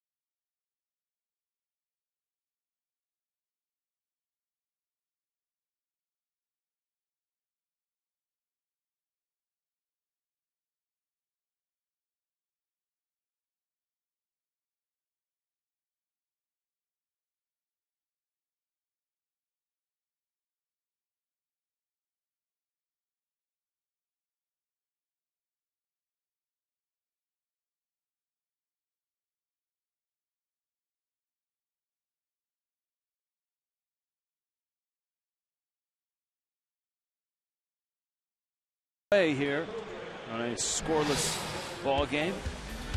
Fox Saturday baseball coming up this week. Who we got?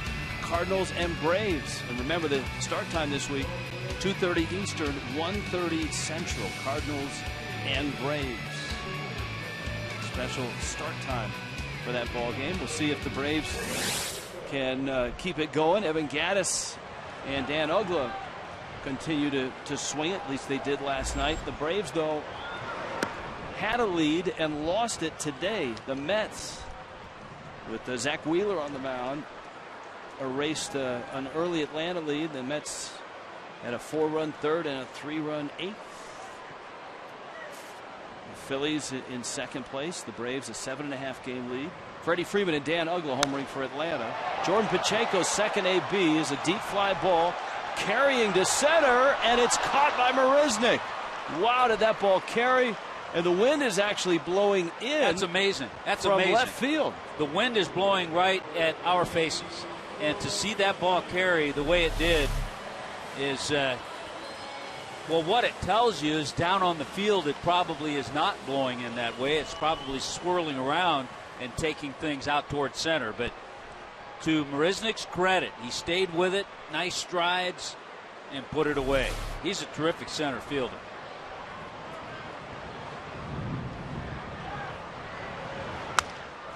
Broken bat and a soft fly ball that's going to end up in foul territory. Center field's not an easy place to play in this ballpark. Preston Wilson, what the heck is going on with the wind out there? You know, the wind here can play tricks, but I have noticed that in this ballpark, the ball carries better to center and to right center than anywhere else. But I just walked out on the concourse down the left field line, and it is howling out there. People are almost getting blown over by the wind strength coming over there. Yeah, it's ripping in from left field right now. You can see all the debris blowing across the diamond. And the rain has really started here. I'll tell you one thing, if the game is stopped with this wind, whoever has to pull the tarp out on the field, that's not going to be an easy job. Good luck.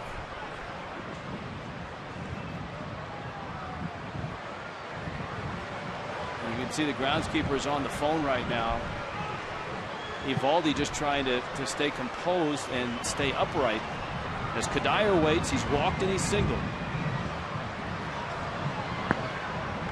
Well, they had wind like this in Alvin, Texas, where Evaldi grew up.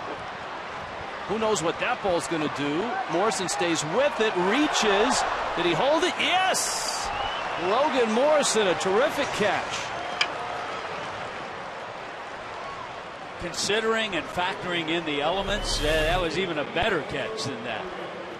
Well, he's got everything to look up into the sky. He's got the rain coming down. He's got the wind. He's got fans over there going after him. And that fan had a hold of his glove. I mean, it's fair game. Once the ball's in the seats, the fan can do anything they want. Yeah, fan didn't reach over into the playing field. And to Morrison's credit, he was able to get there above the hand of the fans. This is a game that requires a lot of concentration on the hitter's parts, on the pitcher's parts, and great curveball by Evaldi there. And in these elements like this, you have to reach back and even concentrate more. Well, this has got to harken back to your days at Candlestick Park, huh? With all the debris blowing around. There used to be stuff going around in front of the dugouts all game.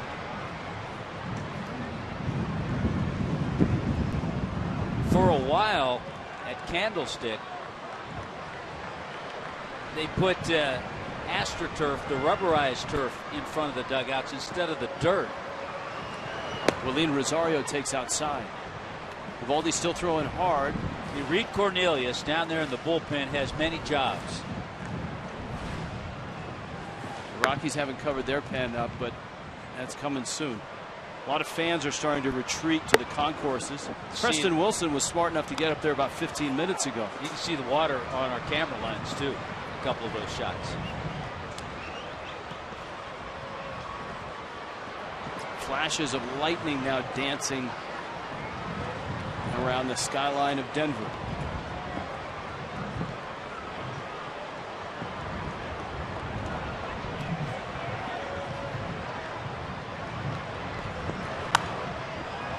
Rosario's pop-up is fouling out of play.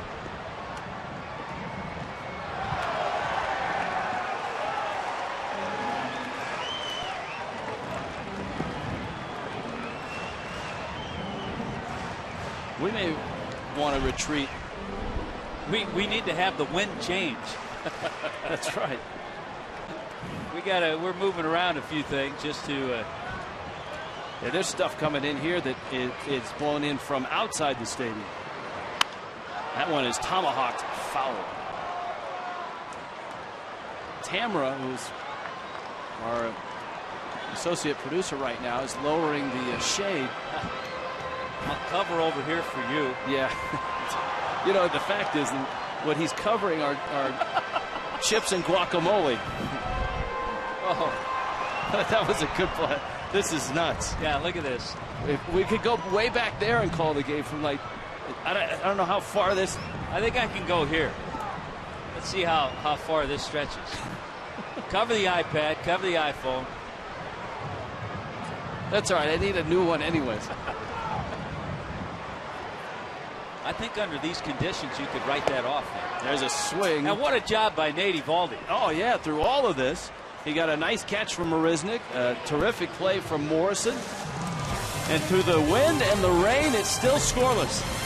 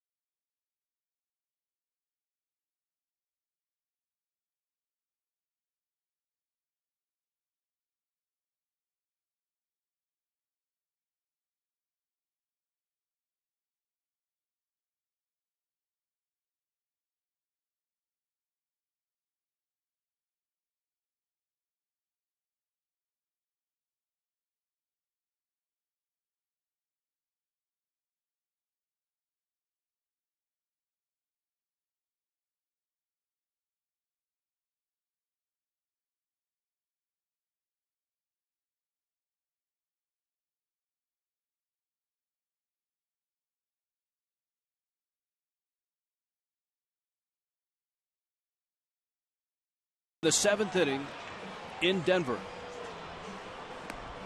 Our Toyota trend, 7th in a stretch of 17 straight games.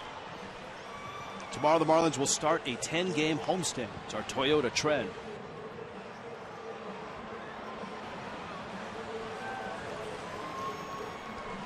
It's raining. It's the temperature's dropped probably 15-20 degrees since game time. And let's freeze something just in that honor.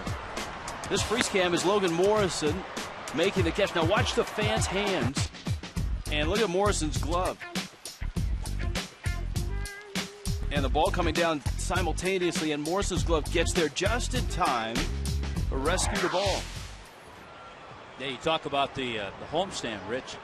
The Pirates, the Mets, and then the Cleveland Indians. And the Indians have been playing tremendous baseball. Both pitchers have been very, very good in this one. Now Nicasio has to navigate through the weather. Stanton, Morrison, and Ed Lucas scheduled for Miami in the 7th. There's your comparison. Nicasio 8 strikeouts, 84 pitches. Evaldi has struck out 4. And Stanton swinging wildly at a pitch that was up and in. It's 0-2.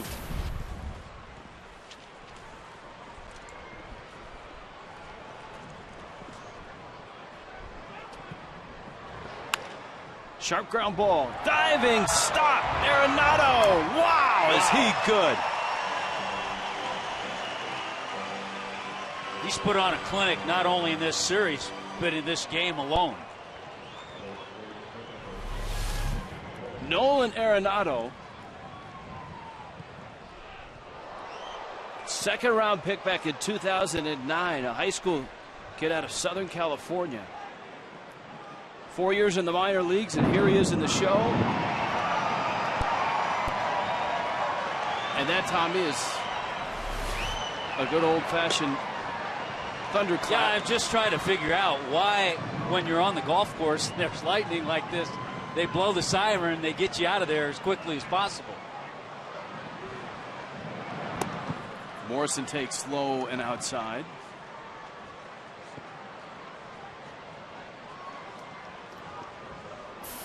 One ball, one strike. Well, the field really hasn't been affected at all. No, it's not a heavy rain. I mean, usually you'll see puddles forming. It's not that kind of rain. The biggest challenge for the players right now is this swirling wind that's coming in from left field at, what would you say, 25, 30 miles an hour? Yeah, and it is raining a little harder than it was 5-10 minutes ago.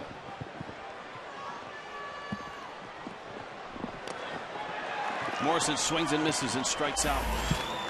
Boy, 9 strikeouts for Nicasio.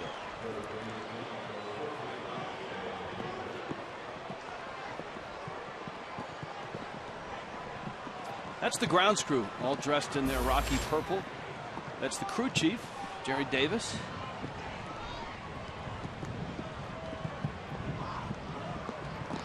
Here's Ed Lucas.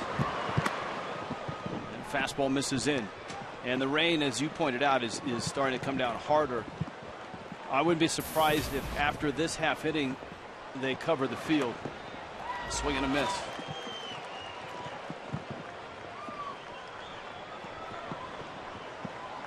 Coors Field, much like old Sun Life Stadium, has a grounds crew that is very, very good and very, very experienced. Well, one of the main reasons they're used to so many different elements. I mean, there have been games here in snow that have been snowed out. Games have been played with a little dust of snow. And we've been here for that. Yes.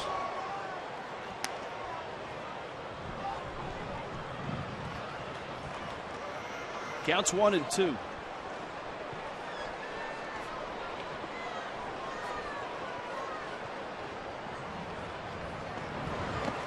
And Nicasio buries that breaking ball.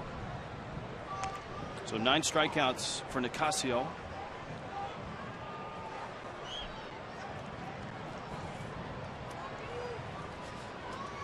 Checkers bring you Fox Tracks.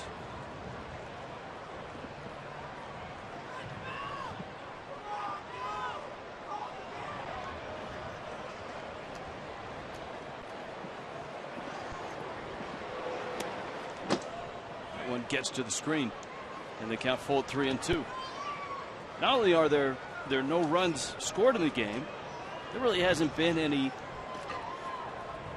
plays at the plate, or I guess the closest was the second inning that the Rockies had when Kadire got picked off first, and they ended up with runners at the corners. Jonathan Herrera struck out to end that inning. Lucas's ground ball. LeMahieu, a quick throw to first in time. Rain has actually let up a little bit now in a scoreless game in Denver.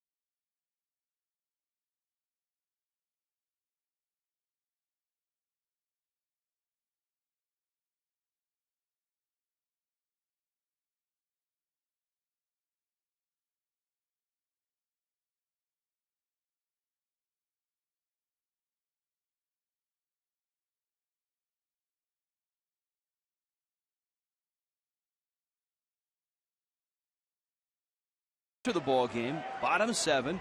Charlie Blackmon, the right fielder for the Rockies, with Nolan Arenado and Jonathan Herrera scheduled up here in the 7th. Rich Waltz along with Tommy Hudna, a pitcher's duel, a game in which the last inning was played in heavy winds and rain. The umpires brought the tarps out. The grounds crew has done a wonderful job.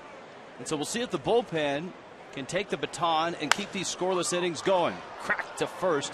Morrison is there, and he steps on the bag. The bullpen for the Marlins has been very good, especially since the All-Star break. Yeah, we've been talking about that. In this series alone, the bullpen has been just outstanding. 6 innings with no runs. But since the All-Star break, the bullpen ranking in the National League first with that ERA. Innings pitched 18, second in strikeouts. And look at the opposing batting average, 100. Jennings has been a part of that in a series which has featured great pitching, starting pitching and bullpen. Miami won the first 2 games of this series. The Rockies a 2-1 win last night. And no runs in this ball game. Jennings with a breaking ball for a strike. Nolan Arenado has singled and has flied out. A couple of storylines out of this game. Number 1, Walt Weiss does not have 2 of his veterans in there, Troy Tulowitzki and Todd Helton, getting the game off. Number 2, Carlos Gonzalez, the all-star left fielder of the Rockies, left when he irritated a finger, which he hurt last night on a head-first slide. Kind of re-aggravated that finger on a swing, his first AB.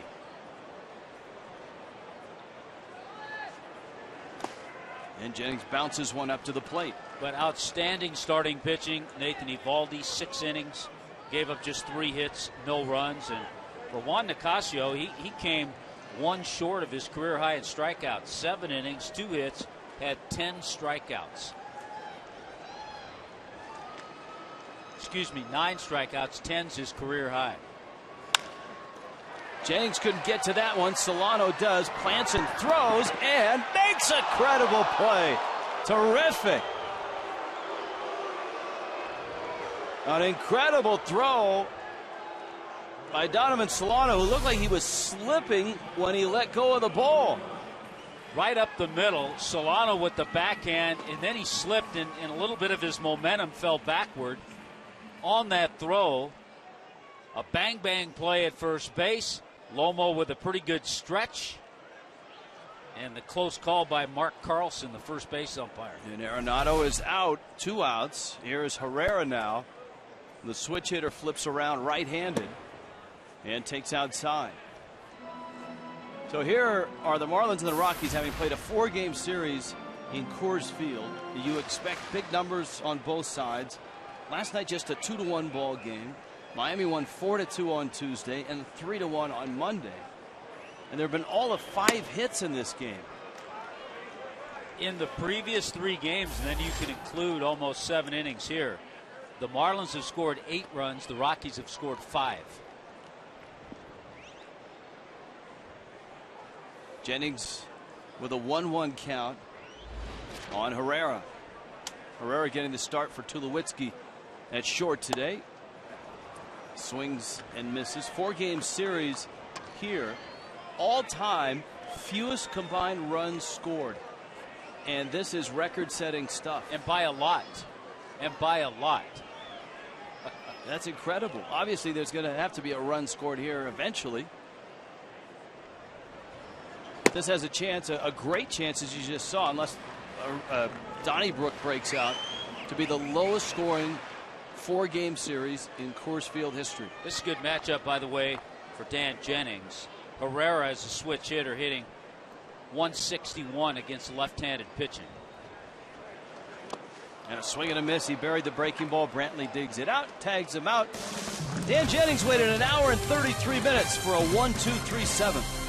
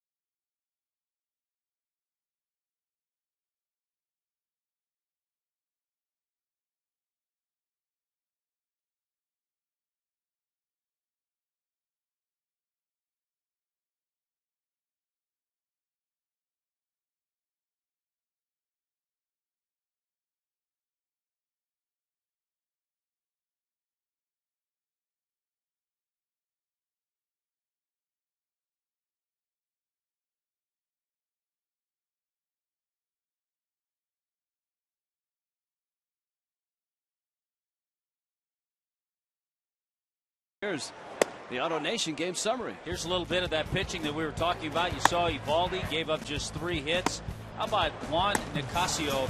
They gave up 2 base hits in the game, a double to Stanton, a single to Morrison, and put up 9 strikeouts, a season high. Relaxing during the rain delay was Jose Fernandez. It got awful there. I mean, it was windy, it was raining. Ground crew did a great job, and right now it looks better than it did when the game started. You're right about that. And Donovan Solano gets set to dig in. For the Rockies, they go to their bullpen, Adam Ottavino. You don't see too many baseball players with the number 0, do you? Well, when you have the name Ottavino, it kind of fits. Yes. Primarily a sinker slider guy. It's the 8th. Jake Marisnick, Rob Brantley. There's a slider. And there's a foul ball, a long run for Pacheco, and it's out of play.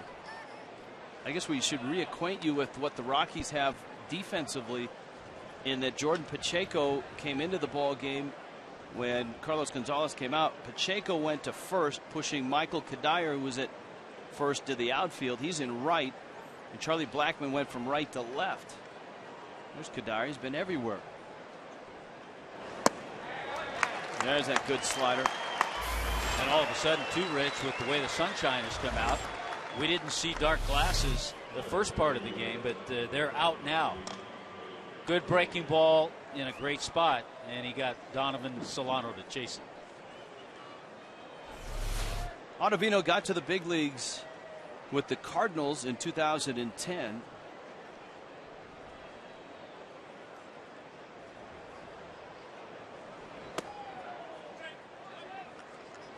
This is a guy who, Ottavino, went to Northeastern University.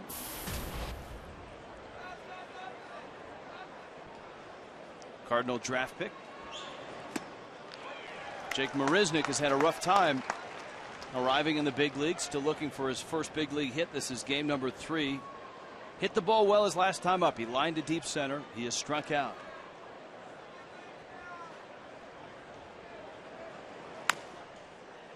Did not envision, I'm sure, starting his career 0 for 10 as he comes into this AB.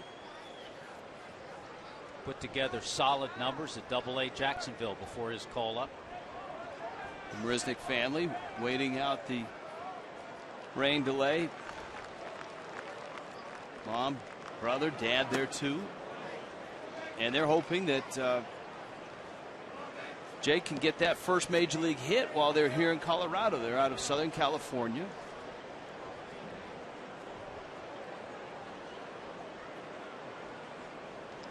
Riverside, California. And a swing and a miss at a breaking ball. Ottavino strikes out Marisnick. And despite the hour and 33-minute rain delay, this game is picked up right where it left off. Well, and the other thing that's disturbing, the Marlins have struck out 11 times in this game. Now Brantley, who was 0 for 2 with a strikeout. This is the nightmare that Mike Redmond lived through in Milwaukee when the Marlins played a 3-game series against the Brewers in one of the best hitters park in all of baseball, and didn't score a single run. Brantley pulls a ground ball into right field, and it's a base hit.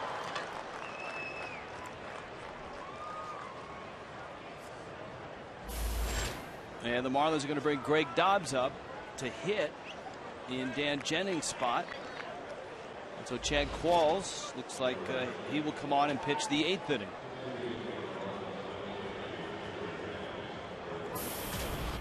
Even in that 13-inning game, the Marlins struck out just 7 times. Yeah, I guess I need an addendum to the Marlins didn't score a run in 3 games in Milwaukee, and that is they didn't score a run in 3 games and 4 extra innings in Milwaukee. They were scoreless in a 13-inning game.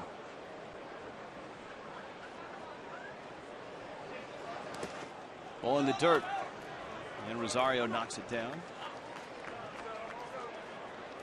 The Rockies, a ball club, as we've talked about, though it was some time ago, in the day. At 49-53, yes, they're 4 games under 500, but by no means are they out of the race in the West. And Walt Weiss with the jacket on there has his ball club, believe it or not, in 3rd place in the division.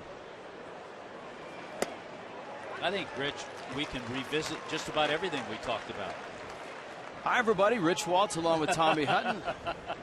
Welcome to Denver. Happy to be here for baseball in Denver, Colorado. It's a sunny day in Denver. There's no score in the game. Pinch a Penny brings you this first pitch. So hang with us. You haven't really missed a whole lot as far as offense. No, 6 hits, no runs. Dobbs, that one is going to sneak its way into right field. Brantley around second, and he's going to get to 3rd base. So the Marlins find that hole between Pacheco and LeMahieu for a couple of hits. Well, it's very gratifying for a pinch hitter. You wait around so long, and then even the hour and 33-minute rain delay, you try to keep yourself loose. You take some swings in the cage, I'm sure. And with that, Greg Dobbs picks up his 5th pinch hit of the year. There's a pretty good chance that maybe an hour into the rain delay or a half an hour into the rain delay, Mike Redmond may have told Greg Dobbs, hey, look, I'm going to use you to hit in the 8th inning if that pitcher spot comes up, due up 4th. And he did, and here's Echeverria. That pitch misses inside. Preston Wilson, did you make it through the storm? You know what? I made it through, and I'll tell you what, I saw something that I have not seen in quite some time, if ever, in baseball. Kadire barehanded a ground ball with men on base, and particularly a man possibly scoring. That you don't usually see. That's a good point. Well, a little bobble, anything there, and all of a sudden it's a 1-0 game. So that's Echeverria trying to extend that hitting streak. Kadire played it like an infielder.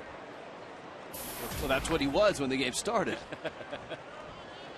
He was at first with Helton getting the day off. 1-1 to Echeverria. Bounced out twice and walked. In the dirt, bounces away. Runner coming home, and the Marlins are on the board.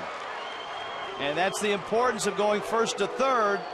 Rob Brantley scores a pair of singles with 2 outs. And Miami has a 1-0 lead. I tell you what, the 2-out rallies really hurt. And the Rockies know that.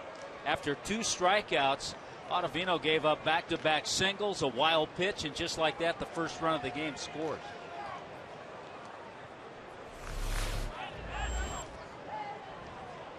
Wild pitch. Dobbs is in scoring position. And Ottavino seems really flustered right now. You could just see his head down. Good move, by the way, from Rosario, because if a pitcher's flustered like that, he might make a mistake. And the last thing the Rockies want is for the Marlins to score another run. And that's exactly what the Marlins want to do. Put another one up on the board with a big hit.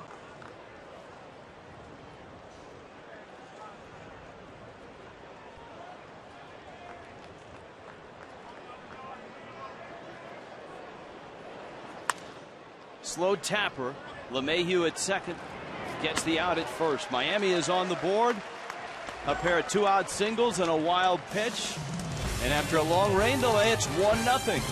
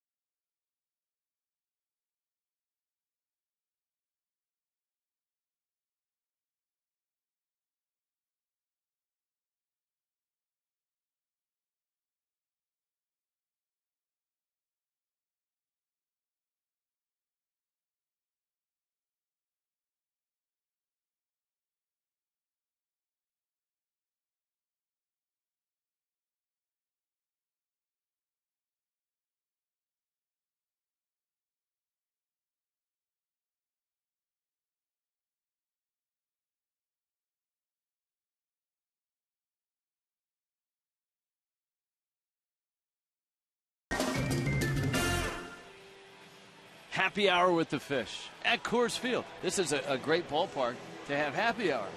Coors Light specials. Oh, it's just outstanding. 1-0. Marlins on top, bottom of the 8th. And it's happy hour because of an hour and 33-minute rain delay. This game in the middle of the 7th inning. The 7th inning stretch turned into the 7th inning rain delay for an hour and 33 minutes. Now the Marlins bullpen, which has been superb on this road trip, will try to get 6 outs. They're going to have to go through the heart of the order eventually, and right now they're going to see Troy Tulowitzki. Chad Qualls out of the pen, takes over for Dan Jennings. Jennings worked a scoreless 7th, and Jennings is in line to pick up the win. And you know that we'll see Todd Helton somewhere along the line. So Tulowitzki, who didn't start the game, pinch hits for Ottavino, the pitcher, right here. Chad Qualls has been on a really nice run as of late. His last 9 innings, covering 8 appearances, he has not been scored on. If Jennings does get the win, it'll be just his 2nd major league win. Yeah, Dan Jennings picked up a win last May against San Francisco. Matchup numbers for Tulowitzki against Qualls. Just the day off for Tulowitzki. Helton is on that bench as well for Walt Weiss.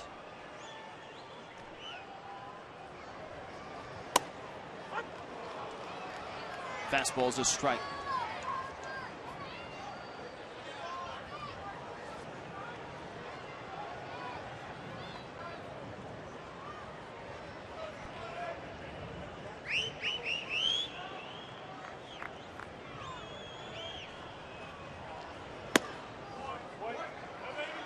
Qualls misses, and it's 2-1. So Tulowitzki, who the Marlins have seen for 3 nights out at shortstop and in the cleanup spot, 3 for 12 in the series, a home run in the first game.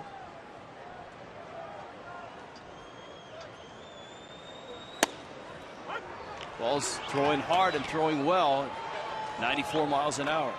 You take his outings and you extend it a little further. And for Chad Qualls, he's been scored on just once in his last 13 appearances. The young starting rotation and the run that rotation has been on has overshadowed very good bullpen work. Well, I think what it shows, and you know this, you talk about this often, but what it shows is if the starters can go 7 innings, and in this case 6 with the rain delay, but if you can extend it that far, it makes your bullpen better because then you're not bringing guys in the 4th and 5th innings. And the other thing it shows too, if that happens, if the scenario you just painted becomes reality, you can win ball games without scoring a lot of runs, and the Marlins have done that in July. The Marlins have not scored much in July. Their offense before the All-Star break was not very good. Pop-up, infield, Morrison calls, and Qualls calls him off and makes the catch. I like that. I like that. He can catch a pop fly. And he did.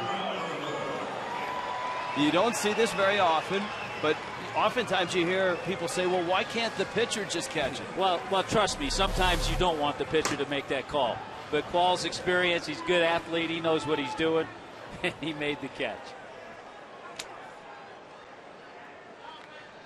And calling it very loudly because you can see Morrison backing off. Well, you don't want to get run over, especially by Morrison. Fowler goes after a fastball and fouls it out of play. Mike Redmond was talking in Milwaukee about the struggles that the Marlins were having scoring runs, and he pointed out that that was nothing new, that it started in July with protracted slumps by a lot of guys. Dietrich, Ozuna, Stanton. A lot of bats in that lineup had grown cold, but the Marlins, if they win this ball game, will be 9-10 in July, which shows you how good the rotation in the bullpen's been. If the Marlins win this game 1-0, they could get out of here winning 3 out of 4 and allowing the Rockies just 5 runs in 4 games. Still a few big outs to get, though. Absolutely. Well, Right now, Fowler at the top of the order. And then you get into LeMahieu. Remember, Carlos Gonzalez is not in the game. Helton is available as a pinch hitter. And then Kadire and Rosario lower down in the lineup. 1 out, bottom 8.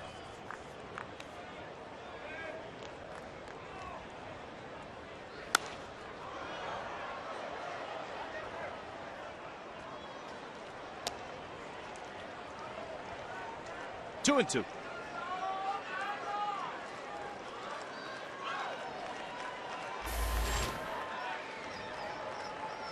A reminder, the fantasy auction tickets, 305-480-2550. That's Monday night against the Mets in the Clevelander. Open bar, all you can eat.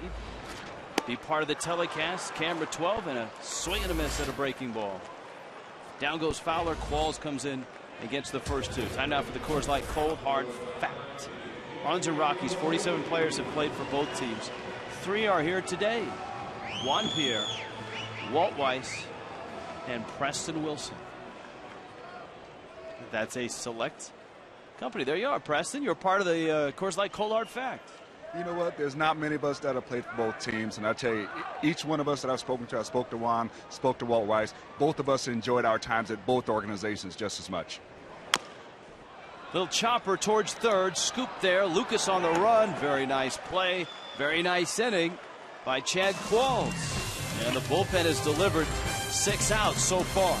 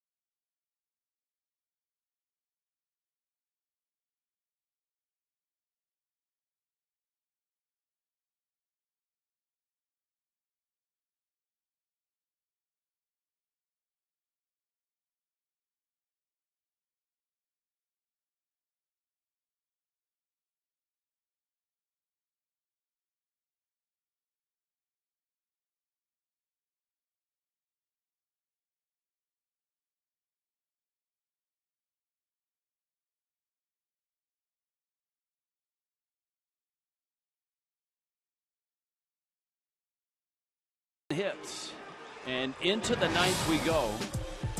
If you want to order food directly from your smartphone or upgrade your seat for a ball game instantly from the palm of your hand, download the MLB.com at the ballpark mobile app, and you'll get these features and more. You can check in through the app to earn free tickets. Download the free MLB.com at the ballpark app today.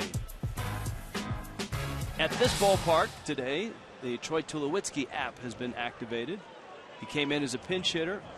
Tulowitzki stays in the game. He is at short.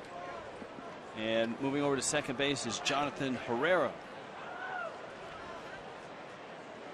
And so the pitcher, Wilton Lopez, will occupy the 2 spot, DJ LeMahieu's spot in the order.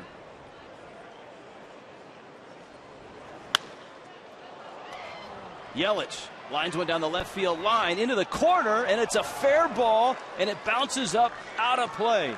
And Christian Yelich, his first extra base hit in the big leagues.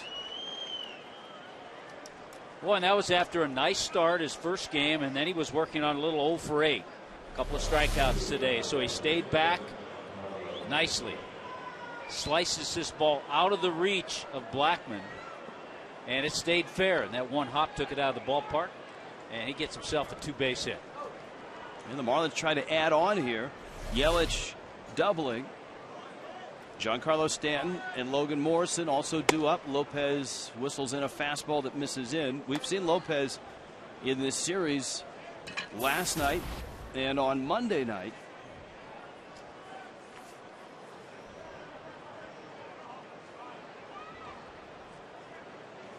Stanton cracks one down the left field line. That one's going to the wall. Yelich around third on his way home. Stanton into second with a double. His second double of the ball game, and the Marlins have a pair of runs now and a 2-0 lead in the ninth.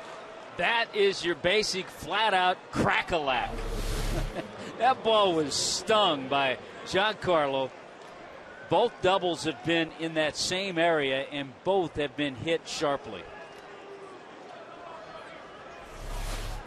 And so the difference in this ball game right now are the two bullpens.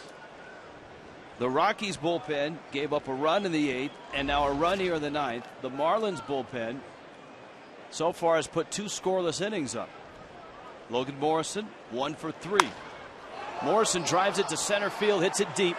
Fowler goes back at the track, makes the catch. Stanton will tag on his way to third. So a good AB for Morrison, a productive out, because that puts Stanton at third with 1 out. You got a guy like Lucas up there. I don't know if Mike Redmond would do this with Stanton, the runner. But after that, you could think squeeze.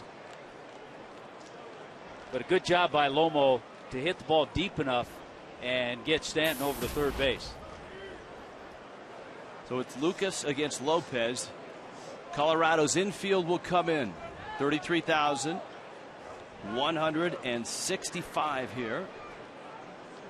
On the other hand, I think, Rich, that Mike Redmond feels confident in Lucas up there in driving the run in. Well, we always look for the Greg Dobbs stat, and that is, do you drive the run home from third with less than 2 outs? Steve Cishek getting ready in the bullpen. Look at this.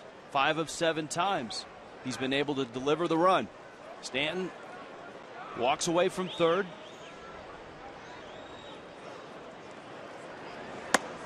Lucas check swing. Did not go. It's Mark Carlson down at first base.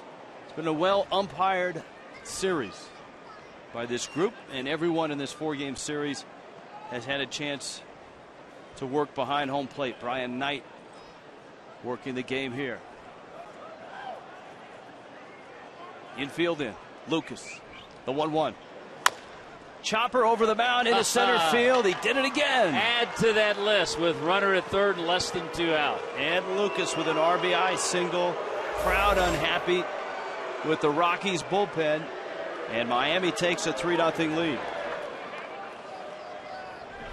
6 of 8 now is Lucas with a runner at third and less than 2 outs and getting that run home. Well, he makes contact. Infield in. This becomes an easy base hit up the middle. Bringing home Stanton.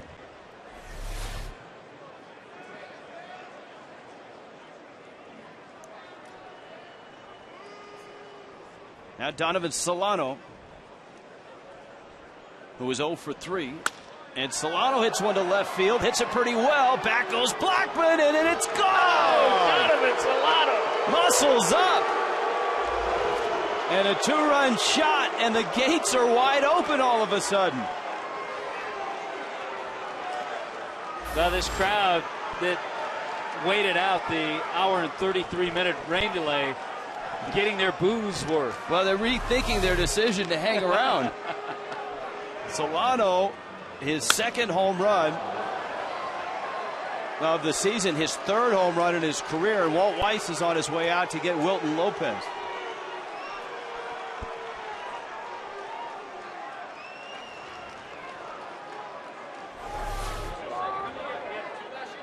And so the Marlins, who enjoyed their time in the clubhouse for the rain delayed, especially now that they've put 5 runs on the board. It was a scoreless game forever. And Wilton Lopez is hearing it from the locals here in Denver. Metro PCS called to the pen.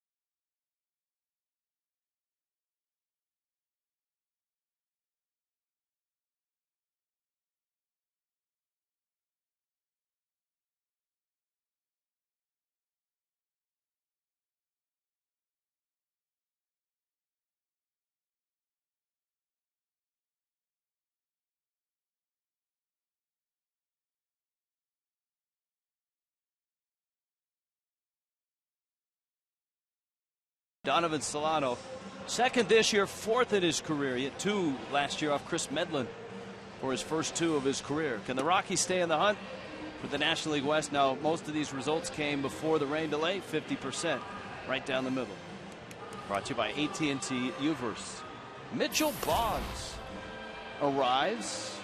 Boggs, the former St. Louis Cardinal, will take over. Last year, he led the National League with 34 holds. Yeah, he was acquired from the Cardinals and then immediately sent to Double-A to work on a few things that he needed to work on. But it gives them a, you know, if he throws the way he did as a Cardinal a year or so ago, he could help that bullpen, certainly. Jake Marisnick. Well, a lot has gone right here in the last 2 innings for the Marlins after the long rain delay. They score a run on a couple of 2-out hits and a wild pitch.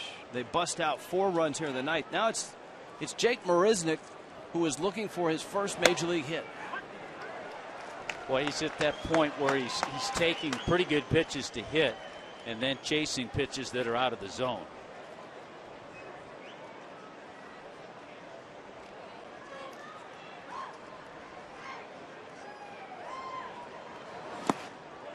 Boggs buries one. And he's in that mode when you walk up to the batter's box. Before you get in, it's already 0-2.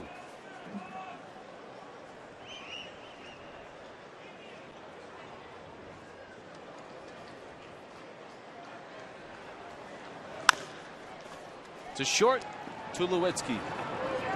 Marisnick gets down the line well, especially for a guy that's 6'4". And there are 2 outs. And here comes Rob Brantley. Marlins and Pirates. The Pirates maybe a bit, I guess, dismayed or angry as they arrive in Miami because the Nationals came roaring back. Bryce Harper with a walk-off homer. 9-7 to beat the Pirates. Brantley pulls a ground ball to first. And an out there. It was scoreless for the longest time, and now to the bottom of the ninth, 5-0 Fish.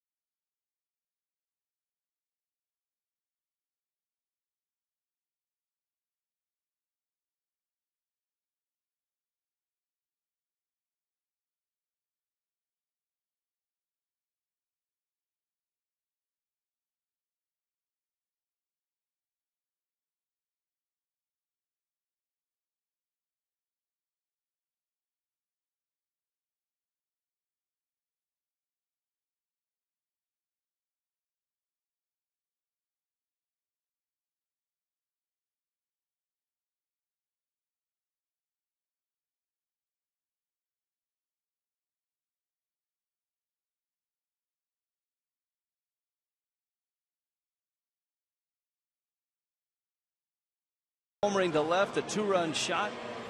And the Marlins have a chance to take 3 of 4 from the Rockies here at Coors Field. Kevin Slowey in to try to finish this off. Well, obviously, had the game stayed 1-0, 2-0 in a save situation, we probably would have seen Steve Cishek. He was warming up. But once the floodgates opened, once the Marlins got things going, Kevin Slowey got the call. And, of course, Mike Redmond knows that the Marlins don't have a day off for a while. They've got a 10-game homestand coming up that starts tomorrow night. So the next off day is 11 days away. Yeah, the Marlins' next off day will be a travel day, traveling to Pittsburgh on August 5th. Yeah, that's not an off day. When you got to dress up and get on a plane. Let me rephrase that. The next time the Marlins don't play a game. There you go. It's on August 5th. All right, now the Marlins need outs here. The bullpen has delivered 6 of them. Slowey gets Pacheco first, and he takes a strike. Kevin Slowey, the last time we saw Slowey on the mound, Slowey was dynamite Saturday. 2 scoreless innings. He struck out 3. He restored order in that Nathan Eovaldi start. Ground ball, base hit, left field. Pacheco singles to left. And now Michael Kadire comes up. Kadire, former teammate of Slowey's in Minnesota.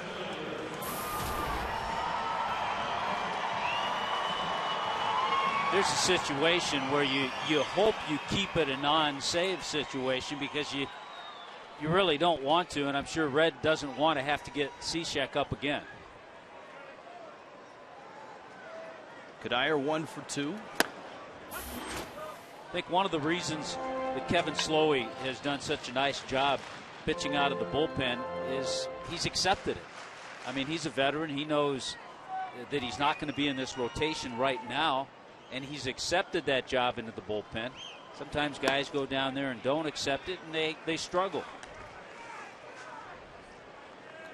Well, when Slowey was yanked out of the rotation, he was very quick to say, whatever Red wants, I'll do. And Slowey very much appreciative of a chance to pitch back in the big leagues. After a year out of the big leagues last year, battling back from an injury-filled 2011. Last year he was in the minor leagues, got hit by a line drive and broke a rib and was out for the rest of the year. Yeah, so he's just happy to get opportunities to throw innings. He didn't throw many innings last year. Jordan Pacheco's at first.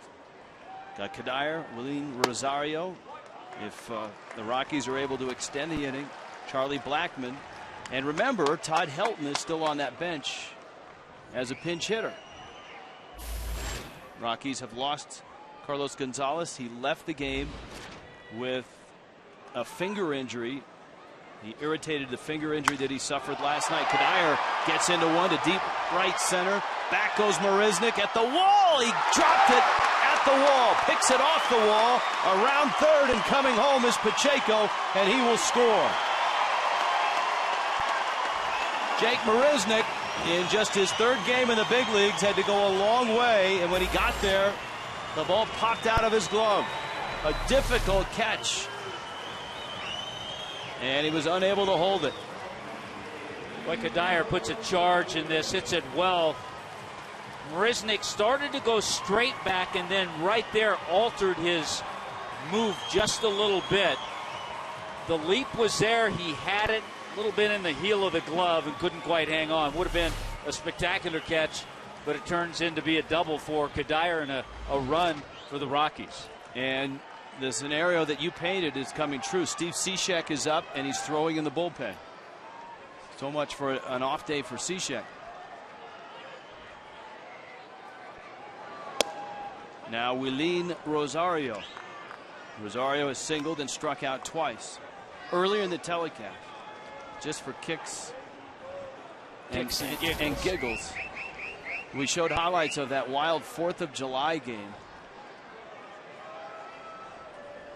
in which the Rockies walked off with a win. The Marlins had a, I want to say, 13-5 lead in that ballgame. 8-run lead at one time. And so sitting in this ballpark watching these two teams play, a 4-run lead doesn't feel safe. Rosario 1 for 3. Breaking ball, ground ball. Echeverria to his left, can't get it, and that's going to score another. Kadire races home. The throw over the cutoff man. Brantley's throw is high, and the Rockies have a runner at second. And for the second time in 2 days, a young outfielder has made a mistake. overthrowing a cutoff man, and both times the Rockies have taken second base. You know, it's one thing to do that if that run's a possible tying run or if it's a possible winning run. You just can't do that when you have the lead that you have.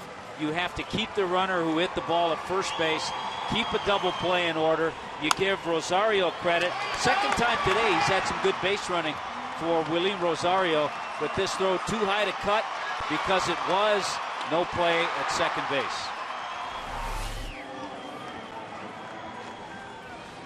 The Rockies have responded with 3 consecutive hits here in the ninth. Just to jog your memory, it was July 4th, 2008, and that was the 18-17 box score. Jorge Cantu and Mike Jacobs had 4 hits each. Cody Ross drove in 5. Look at that, it was 13-5 after 4 innings. Ryan Spilborghs was 4 for 5. He had hit a walk-off hit the day before, and Iannetta singled home Holiday for the game winner. It's a tough series for Kevin Gregg. Yes, it was. And so Mike Redmond is coming out. He's going to make a double switch, and that double switch looks like it's going to include Jeff Mathis. Metro PCS called to the bullpen.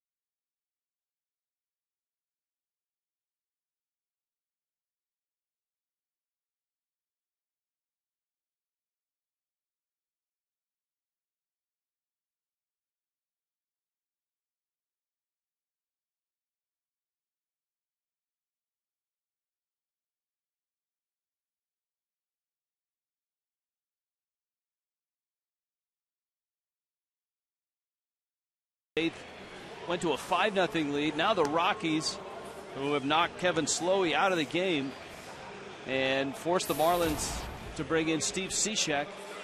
And here is Cishek, 19 of 21 in save opportunities. Cishek,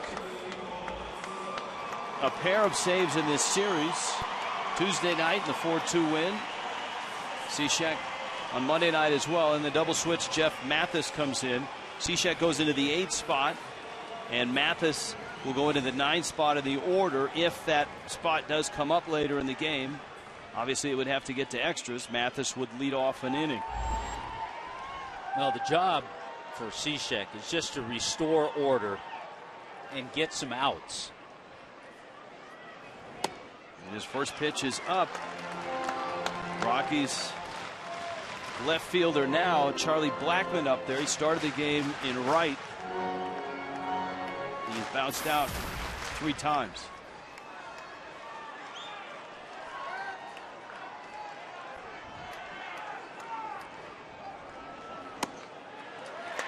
And Cishek misses away. I guess anybody coming out of the bullpen is used to sitting around for a long time, getting up, warming up, and coming in, but everybody has had to add an extra hour and 33 minutes to that wait. I think it's less of an issue for a guy who works out of the pen that way. Swinging at a 2-0 pitch. It's popped into shallow center. And the Marlins get an out. That just feels like a big out. You just have to kind of stop it a little bit. Especially when you fall behind 2-0. Yeah. You have to stop the 3 consecutive hits, 2 runs that the Rockies have scored here.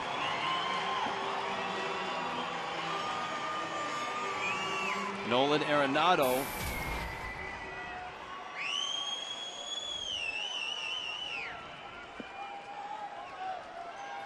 Well, off their bench, the Rockies have used Jordan Pacheco. He came in for the injured Gonzalez. Troy Tulowitzki. They have Todd Helton and Jorvik Torrealba left.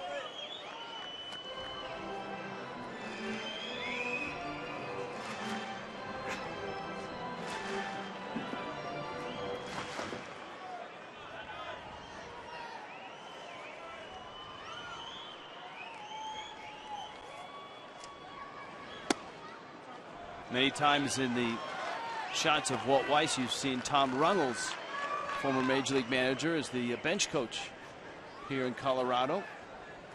I think it's good for a guy like Weiss, managing for the first time, to have someone with the experience that Tom Runnels has.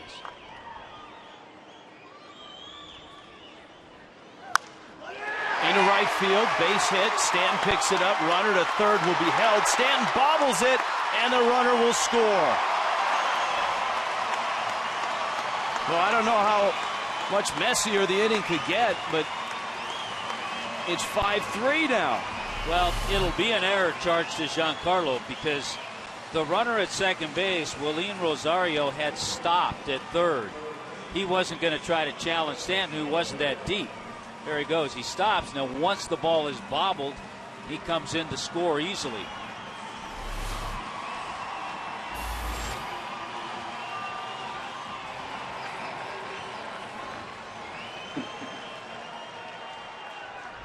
So E9, Arenado is at first base. Here comes Herrera, and remember, it's Tulowitzki who's on deck. Ground ball, third base, out there, and out there. Ball game. Marlins win it. And Cishek does not have to face Tulowitzki, who was left in the on-deck circle. And the Marlins win a wild one for a game that was scoreless into the bottom of the 7th. This turned into a 5-3 nail-biter at the end. So those fans that did stay around got a little action. The Marlins win the ball game 5-3. They take the series 3-4. Lucas, the Solano to Morrison ends it.